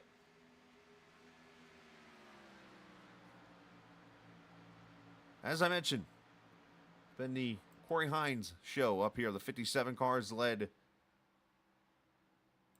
pretty close to 100 laps in this race as he and his teammates there started in the back after missing qualifying and have just roared their way up through the field and now run 1, 2, 3. They were 1 through 4, but unfortunately Brandon Hastings had some issues, had to take his car behind the wall in this race. So 2 cars have come to pit road here so far in this green flag run, maybe splitting this race into 3, and that was Nathan Biggert and John Hammond. We'll have to keep an eye on those guys right now. They are 14th and 15th. And they are roughly a lap and a quarter off the lead lap here. As a matter of fact, I'm going to pull up the track map. And let's point out where those guys are on track. You see the leader going into turn 1. That's the 57 over here in 1 and 2. And the 02 and the 00 are the cars that came to pit road. You see them right there on the front straightaway. Down at the bottom of your screen, you'll see the different numbers and colors and stuff. So you'll be able to see where each, so they're about a half a track behind to unlap themselves. So, of course, they're going to be way faster than these cars right now. As last time by, Nathan ran a 29.76, a 30.02 for Hammond. The leaders up in the high 30s and low 31 second laps. So, about a second difference right now.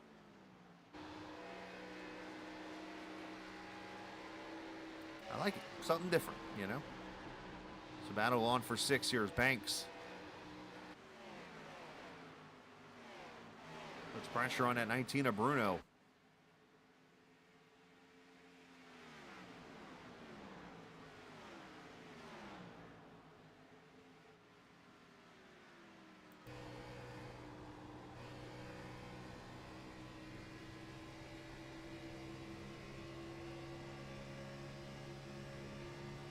Track getting more and more shade over here in turn 1. Of course, the Speedway Club that's there in turn 1. As there goes the fresh tires to the outside. Look at the 02 just kind of just going through there like there's no tomorrow. Feel like Superman there for a little bit making passes.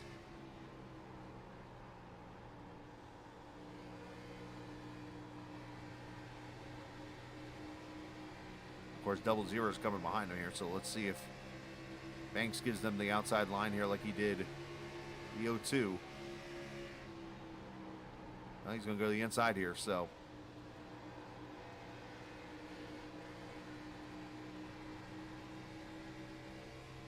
I don't want to put it in the wall, though. Yikes.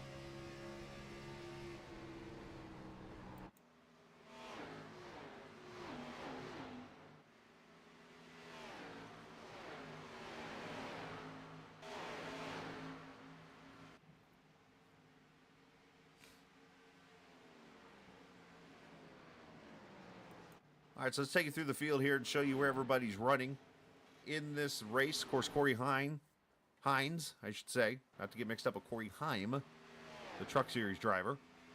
Hines running, of course, in the lead, started 15th.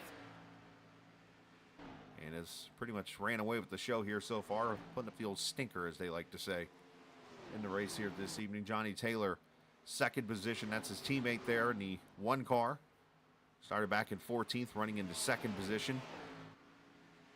And he's got a little bit of company actually behind him here, and that would be the third place car, Adam Benfield, who, if you remember on the restart of this race, kind of fell back a little bit into the 5th to 7th place range. And now has climbed back to third and now sits about 3/4 of a second off of his teammate there in a battle for second. Jesse Priest back here in the 4th position.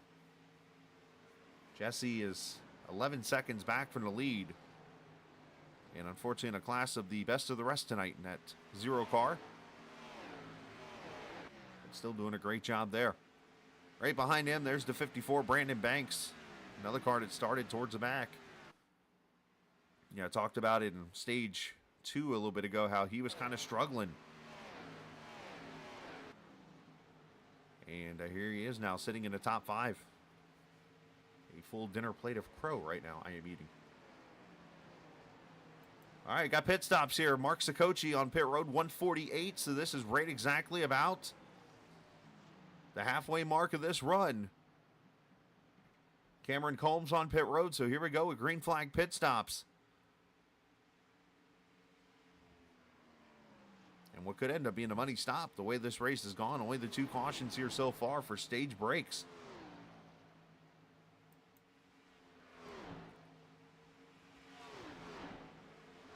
Holmes in, Tessier now coming down pit road.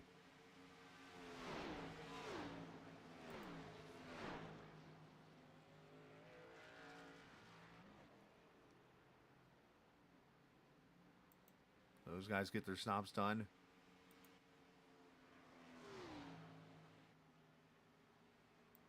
Dustin Hall back here, 6th position for him in that 11 car.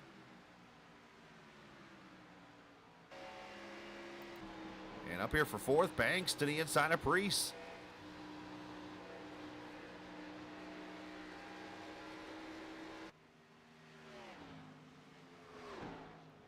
So the winner earlier this season at Dover, I believe it was. And Priest is going to come to pit road. So the first of the leaders is on pit road now. Priest going to bring Bruno with him.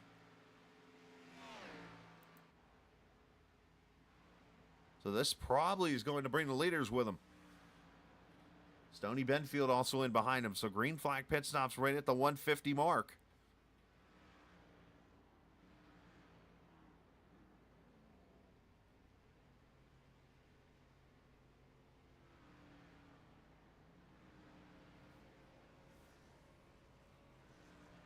So 4 tires and fuel for everybody. Let's cut back there. There's Corey Hines on pit road. Everybody's 4 in fuel.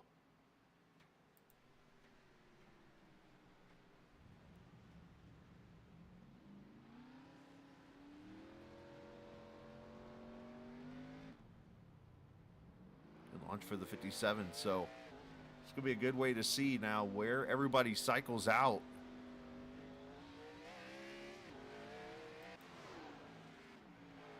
Right now, Johnny Taylor still out there leading laps now in the 3 car as he is going to come to pit road here. And I think Sisler said he was coming to pit road, so that is going to lead the race to this guy right here.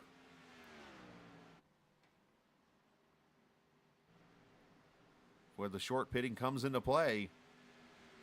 And the best thing the O2 could see here in the next couple laps is a yellow. The worst thing that can happen is he goes back to pit road here in the next 15 laps or so, and the yellow comes out at that point.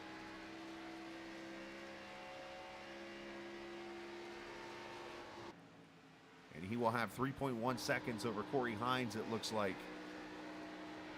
And then John Hammond about 6.3 back.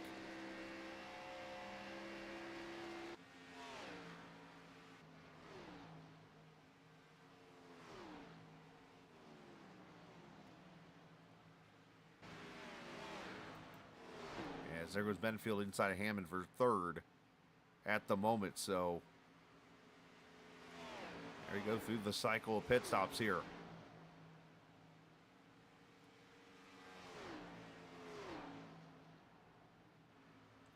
Appreciate the viewers watching here this evening, of course, on the Captain Esports Network. Want to remind you as Benfield gets loose.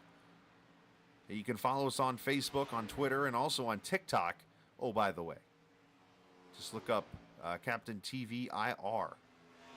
Again, Captain, spelled out. TV, not spelled out. IR, not spelled out. And you can give us a follow there on Facebook, Twitter, and TikTok if you're interested. And I can also put the @ channel in chat. As Benfield actually just ran the fastest lap of the race somehow after about wrecking the car off too. 29.16. That time by. As Corey Hines did just make the pass for the lead.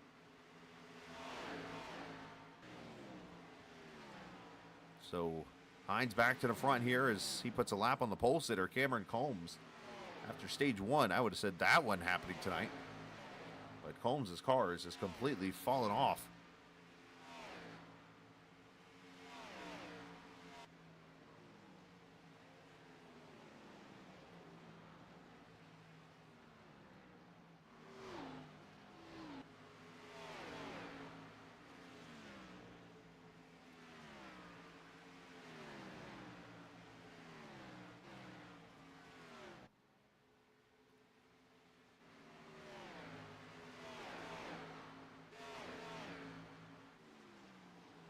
All right, so 2.3 seconds for Hines up on Biggert there for second. Now Benfield obviously looking to attack the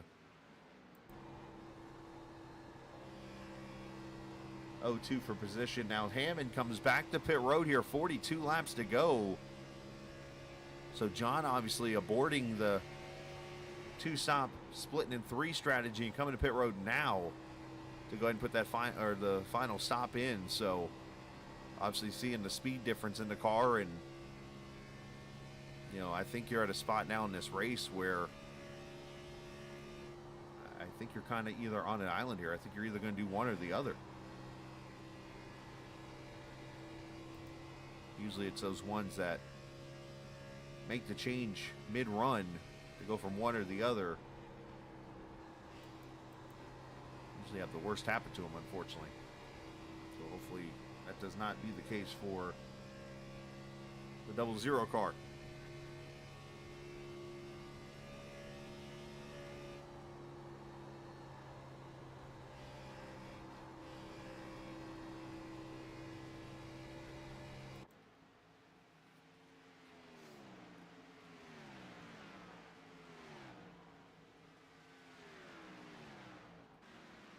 So Benfield up to second. And then a big gap back from the 0-2 to the 000 car, Priest. And you notice the name that I'm not saying up there. And you have to go all the way back to the 11th position to find him. Johnny Taylor, remember, was second when all the stops started. And then stayed out a couple extra laps and then came to pit road. And to make things worse, a 20-second stop for the 3 car. So what happened to the 3? Well, the good news is we can go and find out. Let's watch his pit stop here. Maybe. Let's get to the chase of the car here, and I'm going to tell you exactly what happened because I see it already. You're going to notice the car doesn't lift up right off the bat here. See fuel going in? Never mind. There's right side tires. Car drops. Left side's going on. And he kind of sits there.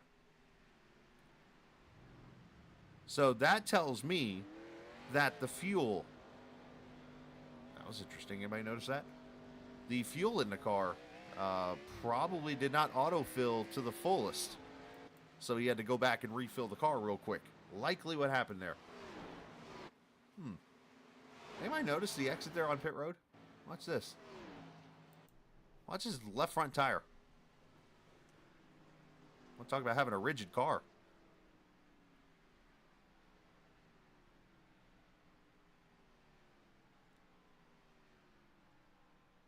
Right here, tank's probably full. He's probably going F4 and trying to fix it real quick. And watch the takeoff here.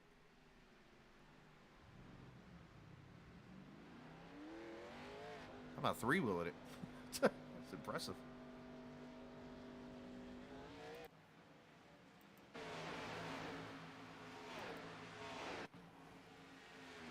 All right, so Taylor up to the 11th position, but unfortunately he's lost all that track position in this race.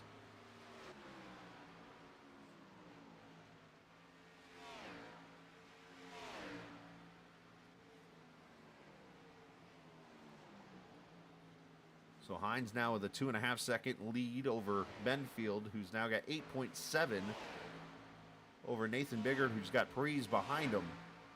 And then you got this battle right here between Banks and Bruno, and then Hall's joining this battle too. And this is going to be 5th, 6th, and 7th place.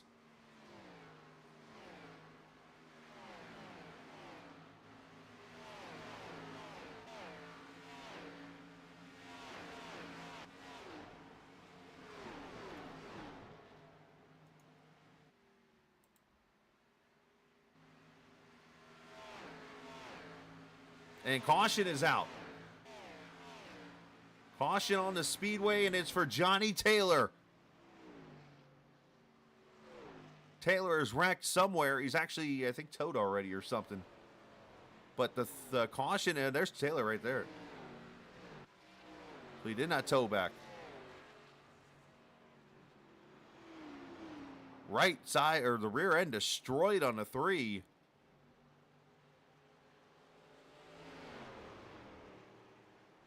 "32 laps left here, and this is going to change." This actually just became a good break for the 02 at least, and potentially the 00. Let's see what happens to Taylor. So his races went from bad to worse.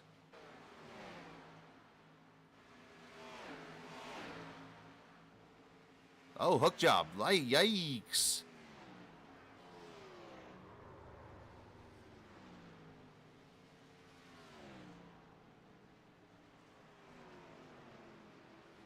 Tight quarters racing there. The 00 had a big run. Had a run off a 2 here.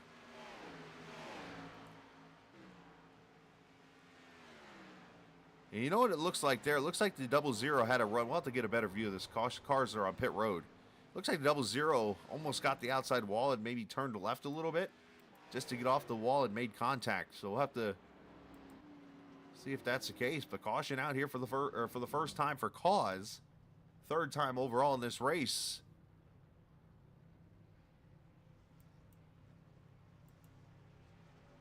Race off pit road.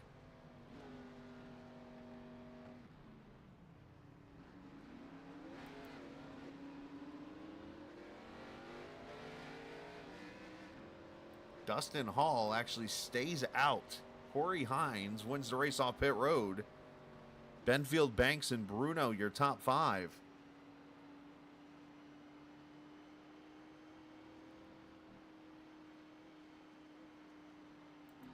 Interesting strategy here from the 11.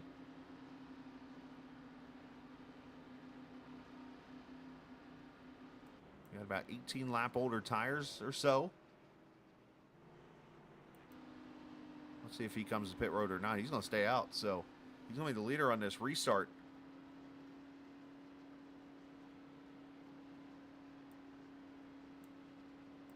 All right, here we go. Let's get a good view right here. So the 00 got a great run off the corner here.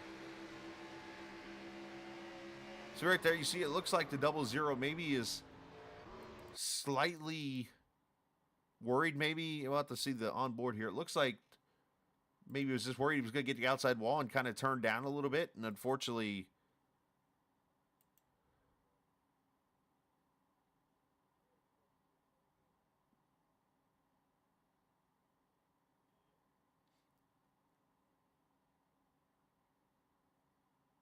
I didn't see the 3 do anything egregious or whatever to I mean, this is maybe one of those deals where the 00 could have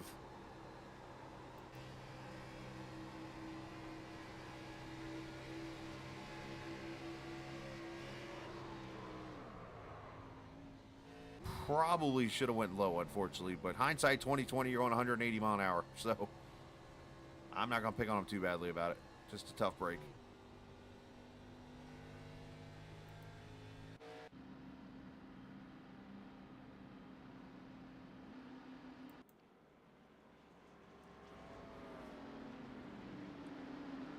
All right, so restart's going to get a little interesting.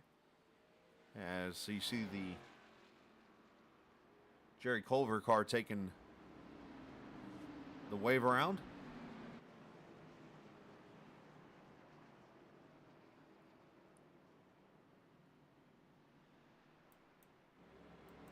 So Dustin Hall is going to lead this race. 18-lap older tires. Corey Hines second, Benfield third, Banks fourth, Priest fifth. And something that it's almost like a tradition that I have to say during a race. Once a race, I have to say this. When you don't take tires coming to the green flag, watch for wheel spin. And when the car spins, if it spins, it's going to the right. So we have to be careful here. If the 11 does not get a good restart, that thing turns right, it could be very bad for everybody around them. So here we go. But I have a feeling Dustin knows what he's doing here. Here comes the restart.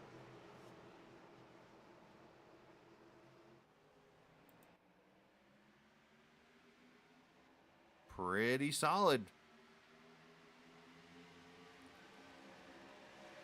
Benfield all over him. Here comes an outside line to it, Hines.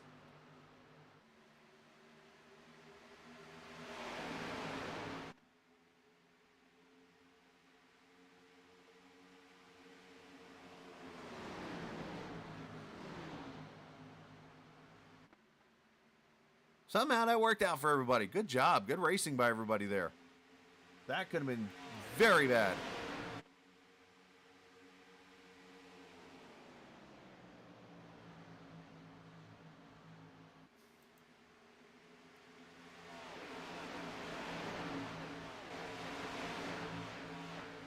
So obviously, as I think about 2 stages, green flag pit stops, that's 3 sets of tires. You have 5 lanes, so you still got 2 sets if you're the 11. Everybody else with 1 set. So I wonder if the 11 is playing the, hey, I think we're going to wreck more card.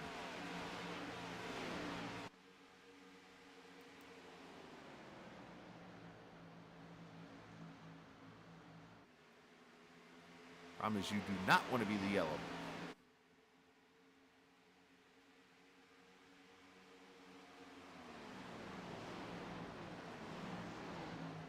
So Benfield up to third. Mike Bruno up to second now.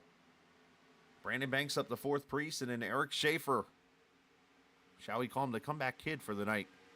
Started a lap down, ran both stages a lap down. Finally got the lucky dog under the second stage break. And now up to the 6th position. There he is in that 4 car looking for more.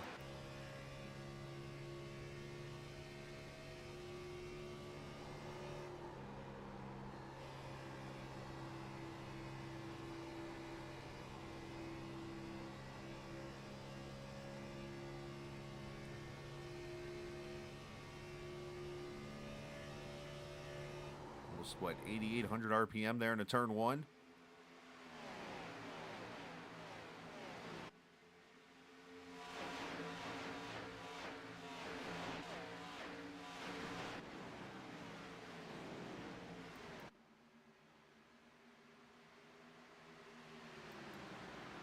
Adam, good run off 4 here. Gonna try the outside, maybe crossover. I thought it might be coming there.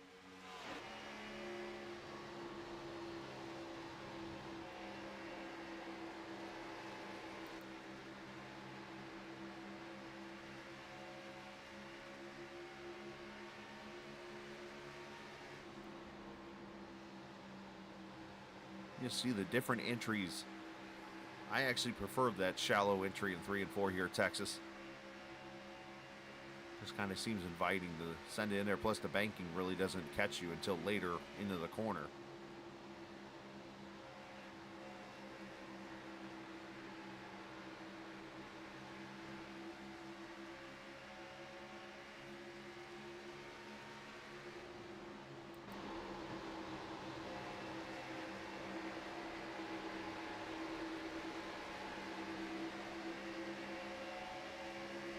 It's the runoff four, going to come for second. Here he goes.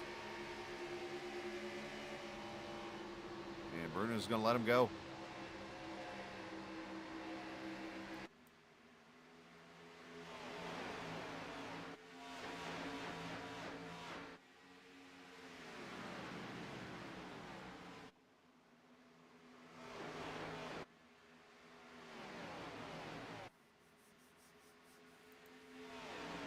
Two laps to go. Has anybody got anything for Corey Hines? Almost like he's maybe kind of sitting back and pacing himself right now off of the second place, third place cars, so that in the long run here, as we get closer to the finish of this race, they'll have tires under him. Should mention Dustin Hall has fallen back to 13th last car in the lead lap for him, so he's going to need some help here. In a race that's only seen 3 cautions, 1 for cause.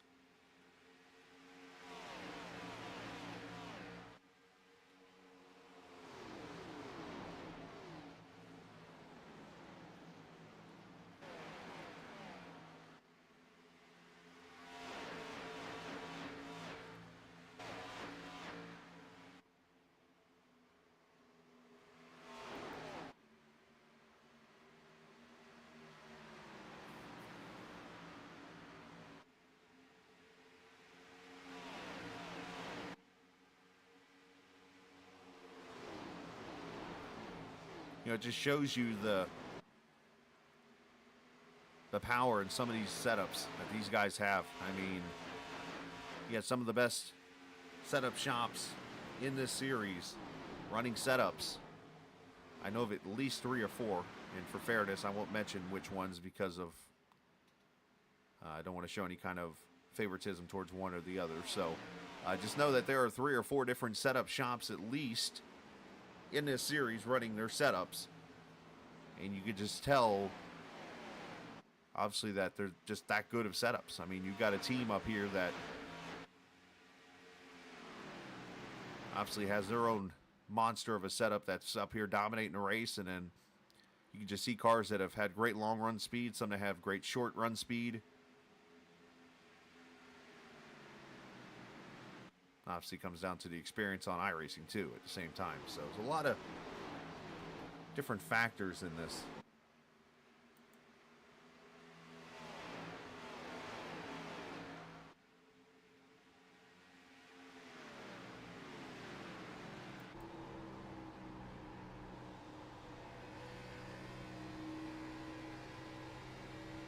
As Priest tries to get himself back up to 4th here, battling with Banks.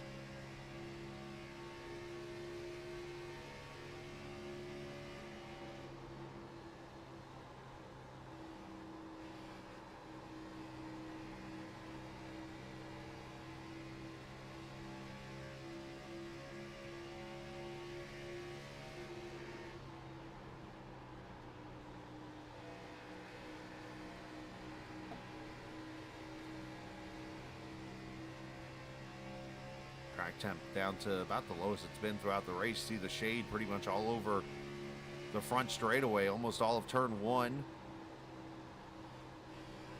then right there's the first piece of the sun you get, and that pretty much takes care of the road. Look at the looseness on that car. Yikes.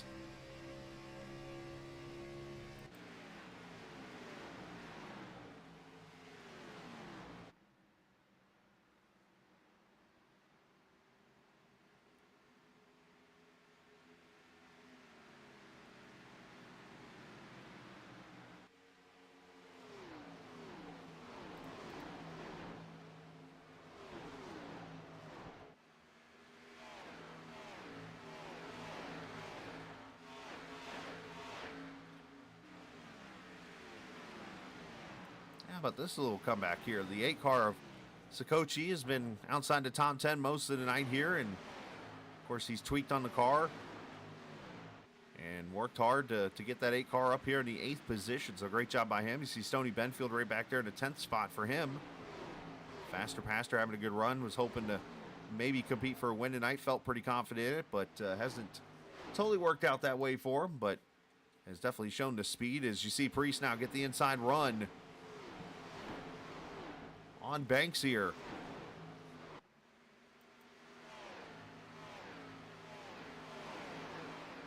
We come to 12 laps to go.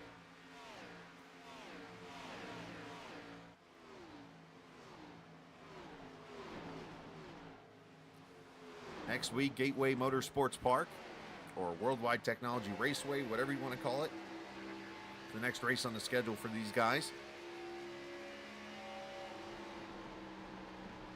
I do want to send a shout out to Mark and Stoney and those guys for reaching out to me for helping fill in. I know there's been times where they've reached out here when needed, and I might have had something going on. Saturday nights is always tricky for me. That's why I try not to do much, as it's like the one night I get to either hang out with family or friends or whatever, or take care of like work stuff. Of course, being an employee at FedEx pretty much from tomorrow through next Monday, a week from Monday, it's going to be the craziest week of the week. So, or craziest week of the year. So, needless to say, you might not see much out of me here in the next couple of days, but I promise you, once we get past Christmas time, we'll be full going again here on the network. I know Wednesday night there's an all-star race. Not sure what's going to happen with that, if it's going to be streamed or not. Otherwise, from there, it's just kind of, if I do some AI stuff or whatever, you might not, like I said, see too much of me throughout the next week or so. But that's why I said earlier, appreciate not only this league, NSRL, for allowing us to come in for this week to broadcast, but shout out to the viewers, all the racers from all the leagues. Shout out to just everybody who's hung out the last 3 years. And I said it before, I'll say it again, 2024 is going to be the biggest year for the Captain Esports Network. And I feel pretty motivated. Let's put it like that. So I'm ready to do whatever it takes to be the best next season. Not that I ever not give any effort, but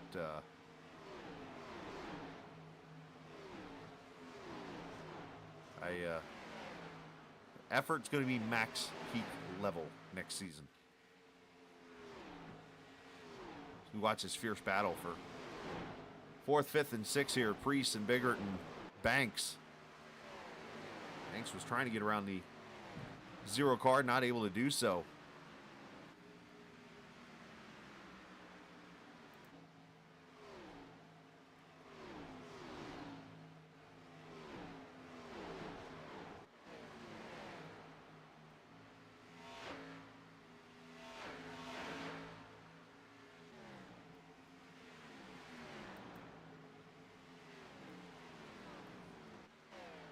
Hines is pulled away to 1.3 seconds.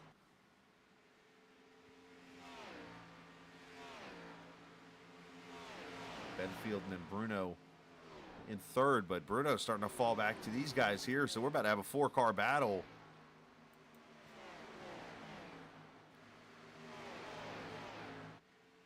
Third, 4th, 5th, 6th right here. Here comes Nathan inside. Not able to get around that 0 car. That caution really paid off for him. I know he had worked his way up to the top 10 with the green flag runs there in the stages. Took that chance, came to pit road early, and then got that caution. That helped him gain a couple more spots here in this race, and now has a chance to pull out a top 5 here tonight. I'm sure he's going to be pretty thrilled about that at 02 car.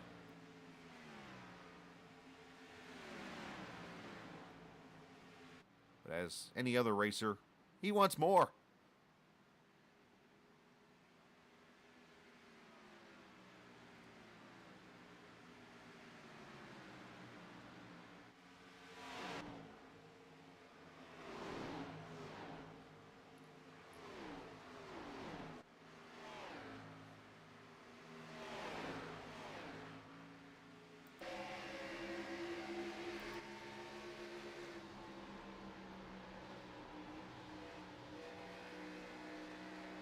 These guys racing hard now, trying to get everything they can out of their car here. 2 laps to go.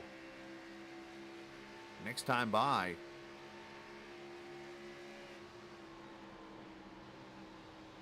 Priest got in there real deep.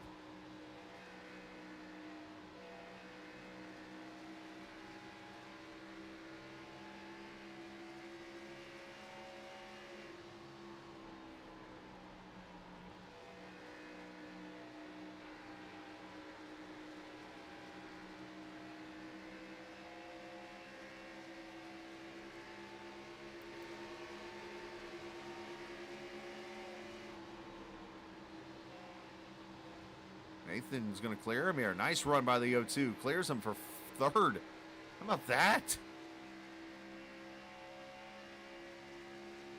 That is called taking advantage when something good happens right there. As they come off turn 4, we'll watch that battle for third as the white flag waves. Final lap for Hines.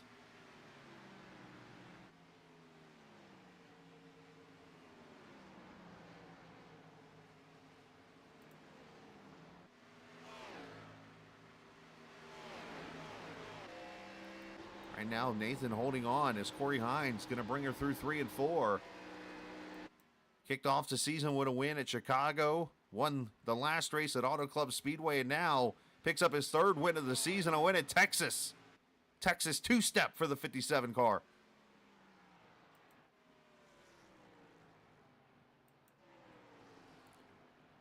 Benefield 2nd.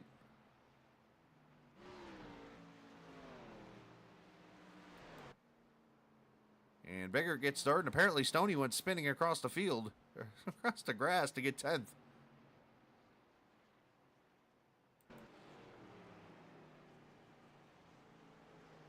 As for Corey, no burnouts.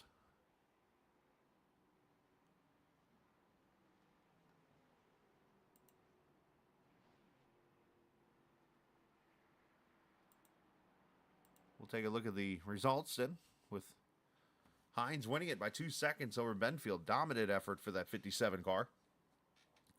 Nathan finishing 3rd with Bruno 4th and Jesse Priest getting a top 5. Banks battles to 6th. Eric Schaefer, good comeback for him, finishing 7th.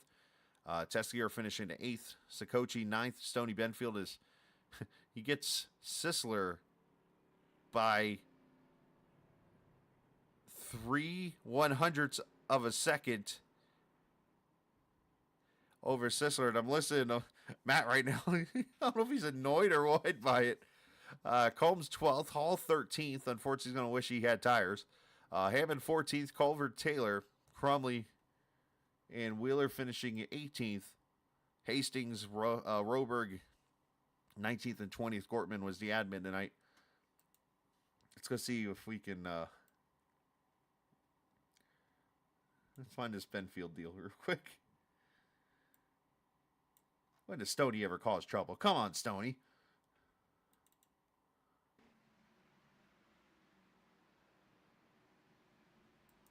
All right. Hey, look out. Call before you dig, Stoney. Oh, he might have got a penalty right there. Did that get cleared? He's back. Oh, he got the wall. Cuts across the nose of the 66. And it hits him by that much. Wow.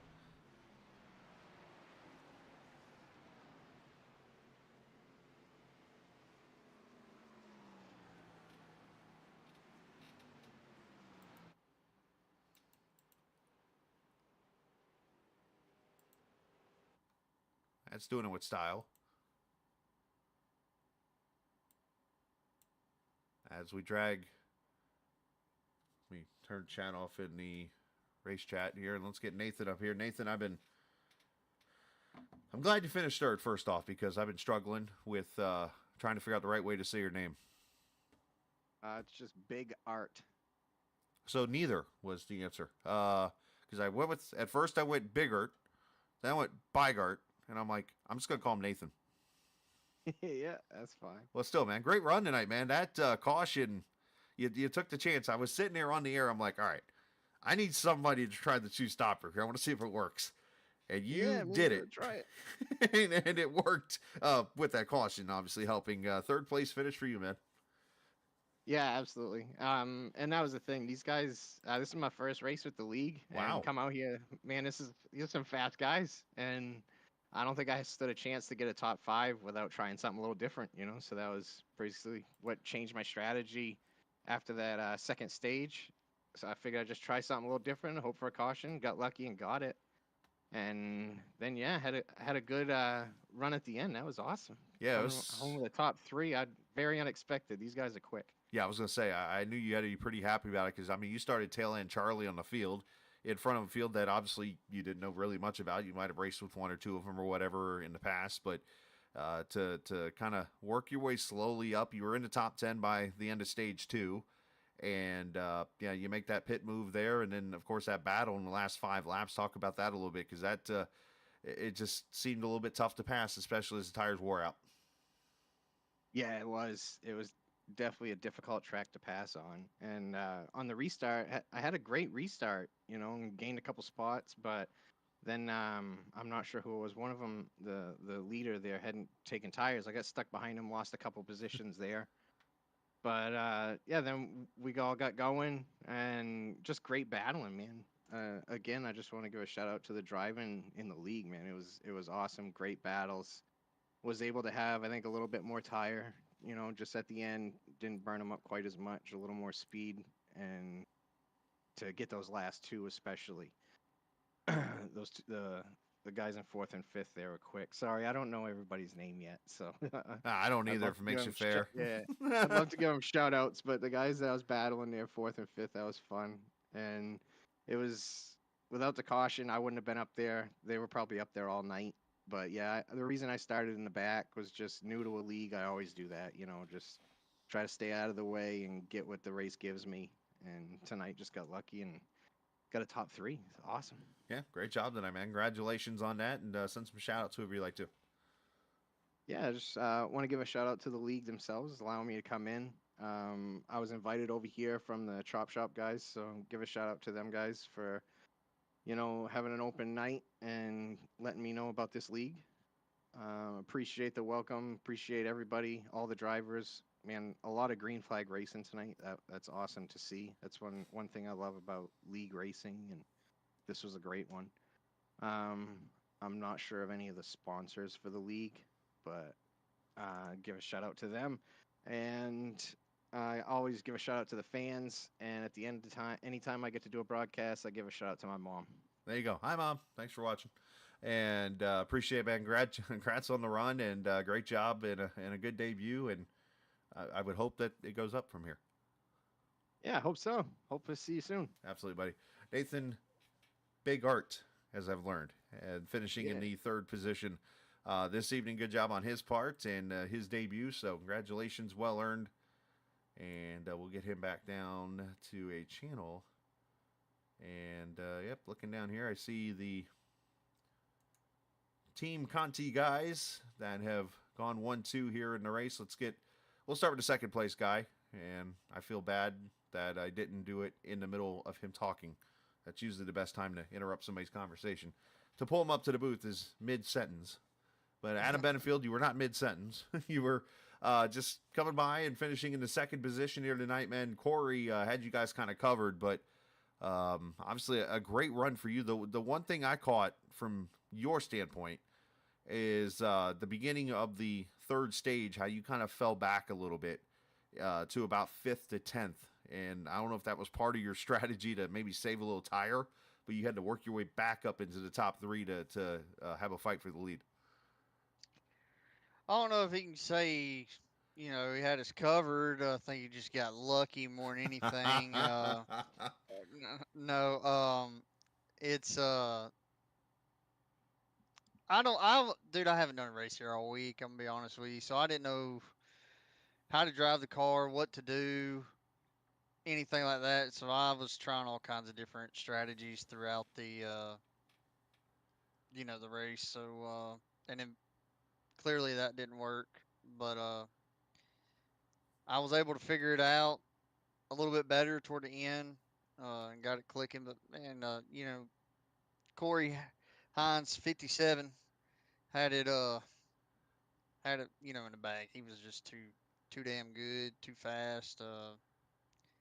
I had nothing for him, so he definitely, you just call him Blanket because he had us covered. Well, the cool part that I got to enjoy was especially in that first stage where you and Corey and Brandon, the whole team, it was just like, all right, let's all hook onto each other and just roll to the front. Yeah, it was pretty cool seeing that little train form and kind of get going. They're a little bit, they were a little bit faster than me, so I was kind of few cars behind, but I was following them through there. So I got to ask, obviously, I don't know you guys too well. Who is the I'm gonna use the impractical Joker quote because it sounds like an impractical Joker move here. I noticed that the 11 was down in your guys' chat at the end of stage 2. So which one was like, dude, I dare you to not take tires? Well, no, he he was trying to play the strategy card, hoping for one more caution because Right. when we all pitted that last time, like that was it for us. So if he got one more caution after about 10, 15 laps, I mean, he was just gonna come rolling right on by. So this place is different, man. Since the update and all that, like this place is drove nothing like it did back in the day. Right. So it's hard to figure out what to do, and it's hard to make yourself stay in the throttle that long on a mile and a half. That you remember back in the day, it was all about letting it roll and saving tires and all that good stuff. Yeah, I was gonna say I remember obviously a lot, and you kind of saw it tonight. Um, Maybe more in the long run was how much you almost couldn't. It was almost a down for you to touch the throttle anywhere between turn 1 and the bump in the tunnel there before you get back to the throttle. Where tonight it seemed like you could almost ride the throttle and get over the bump and go. Yeah, I mean that's literally what it was, and I didn't connect all the dots until the third stage. So I was doing old school like we used to do back in the day with dynamic track and Right. and all that, and clearly that is not the ticket no more. So yeah, I don't know what they did to break it, but yeah, it is what it is. Corey's been grinding all week. He's done a hell of a job for us over at Team Conti Sim Performance, so we couldn't be more proud to have him representing the brand and doing what he's doing. He's one hell of a wheel man. Something tells me that eventually in the future they're going to actually repave the track and change the making of 1 and 2. I don't know what tells me, but Right? I'd put money on it. hey, send some shout outs, my man. Yeah, man. Just thanks to all the guys at Team Conti Sim Performance. Thanks to Mark for this. I didn't get registered till 30 minutes before the race, Oh, so that's always the best. yeah. So shout out to him for hooking me up, getting me in here. Looking forward to running, and thanks to you for broadcasting. And yeah, I guess that's Oh, Brandon Hastings, he got a little sick. He had to pull over, but he Oh, kind that's of right. I gave me forgot he had. Yeah, good call. I forgot yeah. that. So Bill, I hope he gets feeling better. I was kind of on an R&D deal that he tweaked on, so big thanks to him. Well, great job tonight, man. Absolutely good second place run, and we'll see you soon. All right, buddy. Thank you. Yes, sir. Adam Benefield, second place finisher tonight. Pulled what I usually call in iRacing when you get those official races or a hosted race, somebody shows up the last minute. He pulled one of those moves tonight in the league race. I love that. So, you always get that crew of people that show up at like the last 30 seconds of practice as you're hosting like a huge hosted race or something. It happens. All right, to the dominant one, Corey Hines. Of course, just got some pretty high praise from his teammate Benfield there about obviously the kind of talent you have, and it's shown as now tonight you get your third win of the season already, and you've swept both races that I've broadcasted here for the league, so obviously you've got that going for you tonight, Ben. But yeah, you talked about it a little bit after stage 1 about getting the car just a little bit better to help you out, and you seem to just have them kind of in your pocket the whole time. Yeah, I definitely managed to get it freed up. Second and third run, it was pretty loose, pretty wild to drive for sure. But finally got it the best it was all night that last run. Now, I didn't want to get too much in detail. Obviously, we were going back to green and that kind of thing. How much did the air obviously affect the tightness in your car? Because most of that first stage, you were obviously coming through the field. Oh, it's horrible. Like when Adam was behind me, can really make a guy pretty tight if you keep it pinned on the white line coming off the corner and not let him dip that left front out. Yeah, I did notice that at times where you get somebody maybe chop your nose or whatever. It seemed like that car behind you almost had an open wheel look. It just kind of soared up the track all of a sudden, took off on you. Well, still a great job, man. Obviously, third win of the season. You get some stage points tonight too, so this was pretty much max effort for you tonight. Yeah, it's a pretty good car tonight. Thanks to Team Connie for the setup. The setup was really good this week, all week, really. Well, great job tonight, man. Send a shout-outs. I know you mentioned the team there, but go ahead and send some more shout-outs whoever you'd like to. Just thank you guys for putting this on. I think you guys do a great job broadcasting it, and it's fun, clean racing. Absolutely, man. Great job, Corey, tonight. Congratulations, and go enjoy another win. All right, thank you. You too. Corey Hines, the winner tonight here in the 57 car as he takes his Team Conti team to victory lane in a 1-2 finish for Team Conti Sim Performance. Congratulations to him on that. And with that said, we done. Congratulations to Corey, and as mentioned, the team. Congratulations to the league. Great race here at the Texas Motor Speedway as the sun starts to set. And not only on the Captain Esports Network for 2023, but also in this race here tonight in the NSRL. But a big shout out to Mark Sikochi, who had a great run for himself and also had a top 10 finish in this race tonight, and also for allowing me to come back and join us for this race. Of course, there could be more down the road as him and I talk or whatever, and as he knows and the league members know, if they need anything, just reach out to me. And as long as I'm not doing anything, you'll see me here on a Saturday night. So, but appreciate all the viewers for watching tonight. And again, big shout out to them and everybody who subscribed to his channel the last 3 years, going over 1,000 a few weeks ago, and then becoming an official partner now of YouTube. That's a really cool deal. And as I said, 2024 is going to be huge for the Captain Esports Network, as got 2 big announcements coming on Christmas Day. One will be a new league that I can tell you about is coming to the channel on Thursday nights. And then the other one, I'm not going to tell you, but it's going to be worth listening to and reading. So should be fun. So appreciate everybody for joining us. And if this is the last time you hear from me, have a very Merry Christmas and a happy 2024 to you. And hopefully we'll see you back here soon on the Captain Esports Network. And always remember, this isn't just a game. It's iRacing. See ya.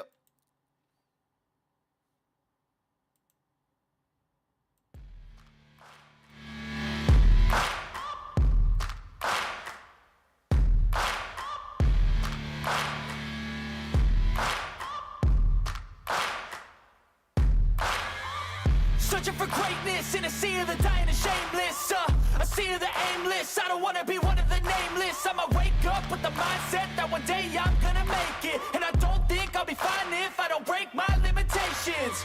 Don't try to stop me, I exist to write my own story. I'll make a decision if I want some peace or if I want the glory. Yeah, don't want a life that is complacent or possibly boring. I just want a life that is worth every day exploring. My whole life I just wanted someone who would notice me. My whole life I just wanted to be somebody to be. Yeah, I just wanna be great. Yeah, I just wanna be great.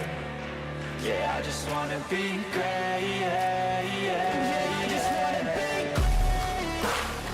Yeah, I just wanna be great. Yeah, I just wanna be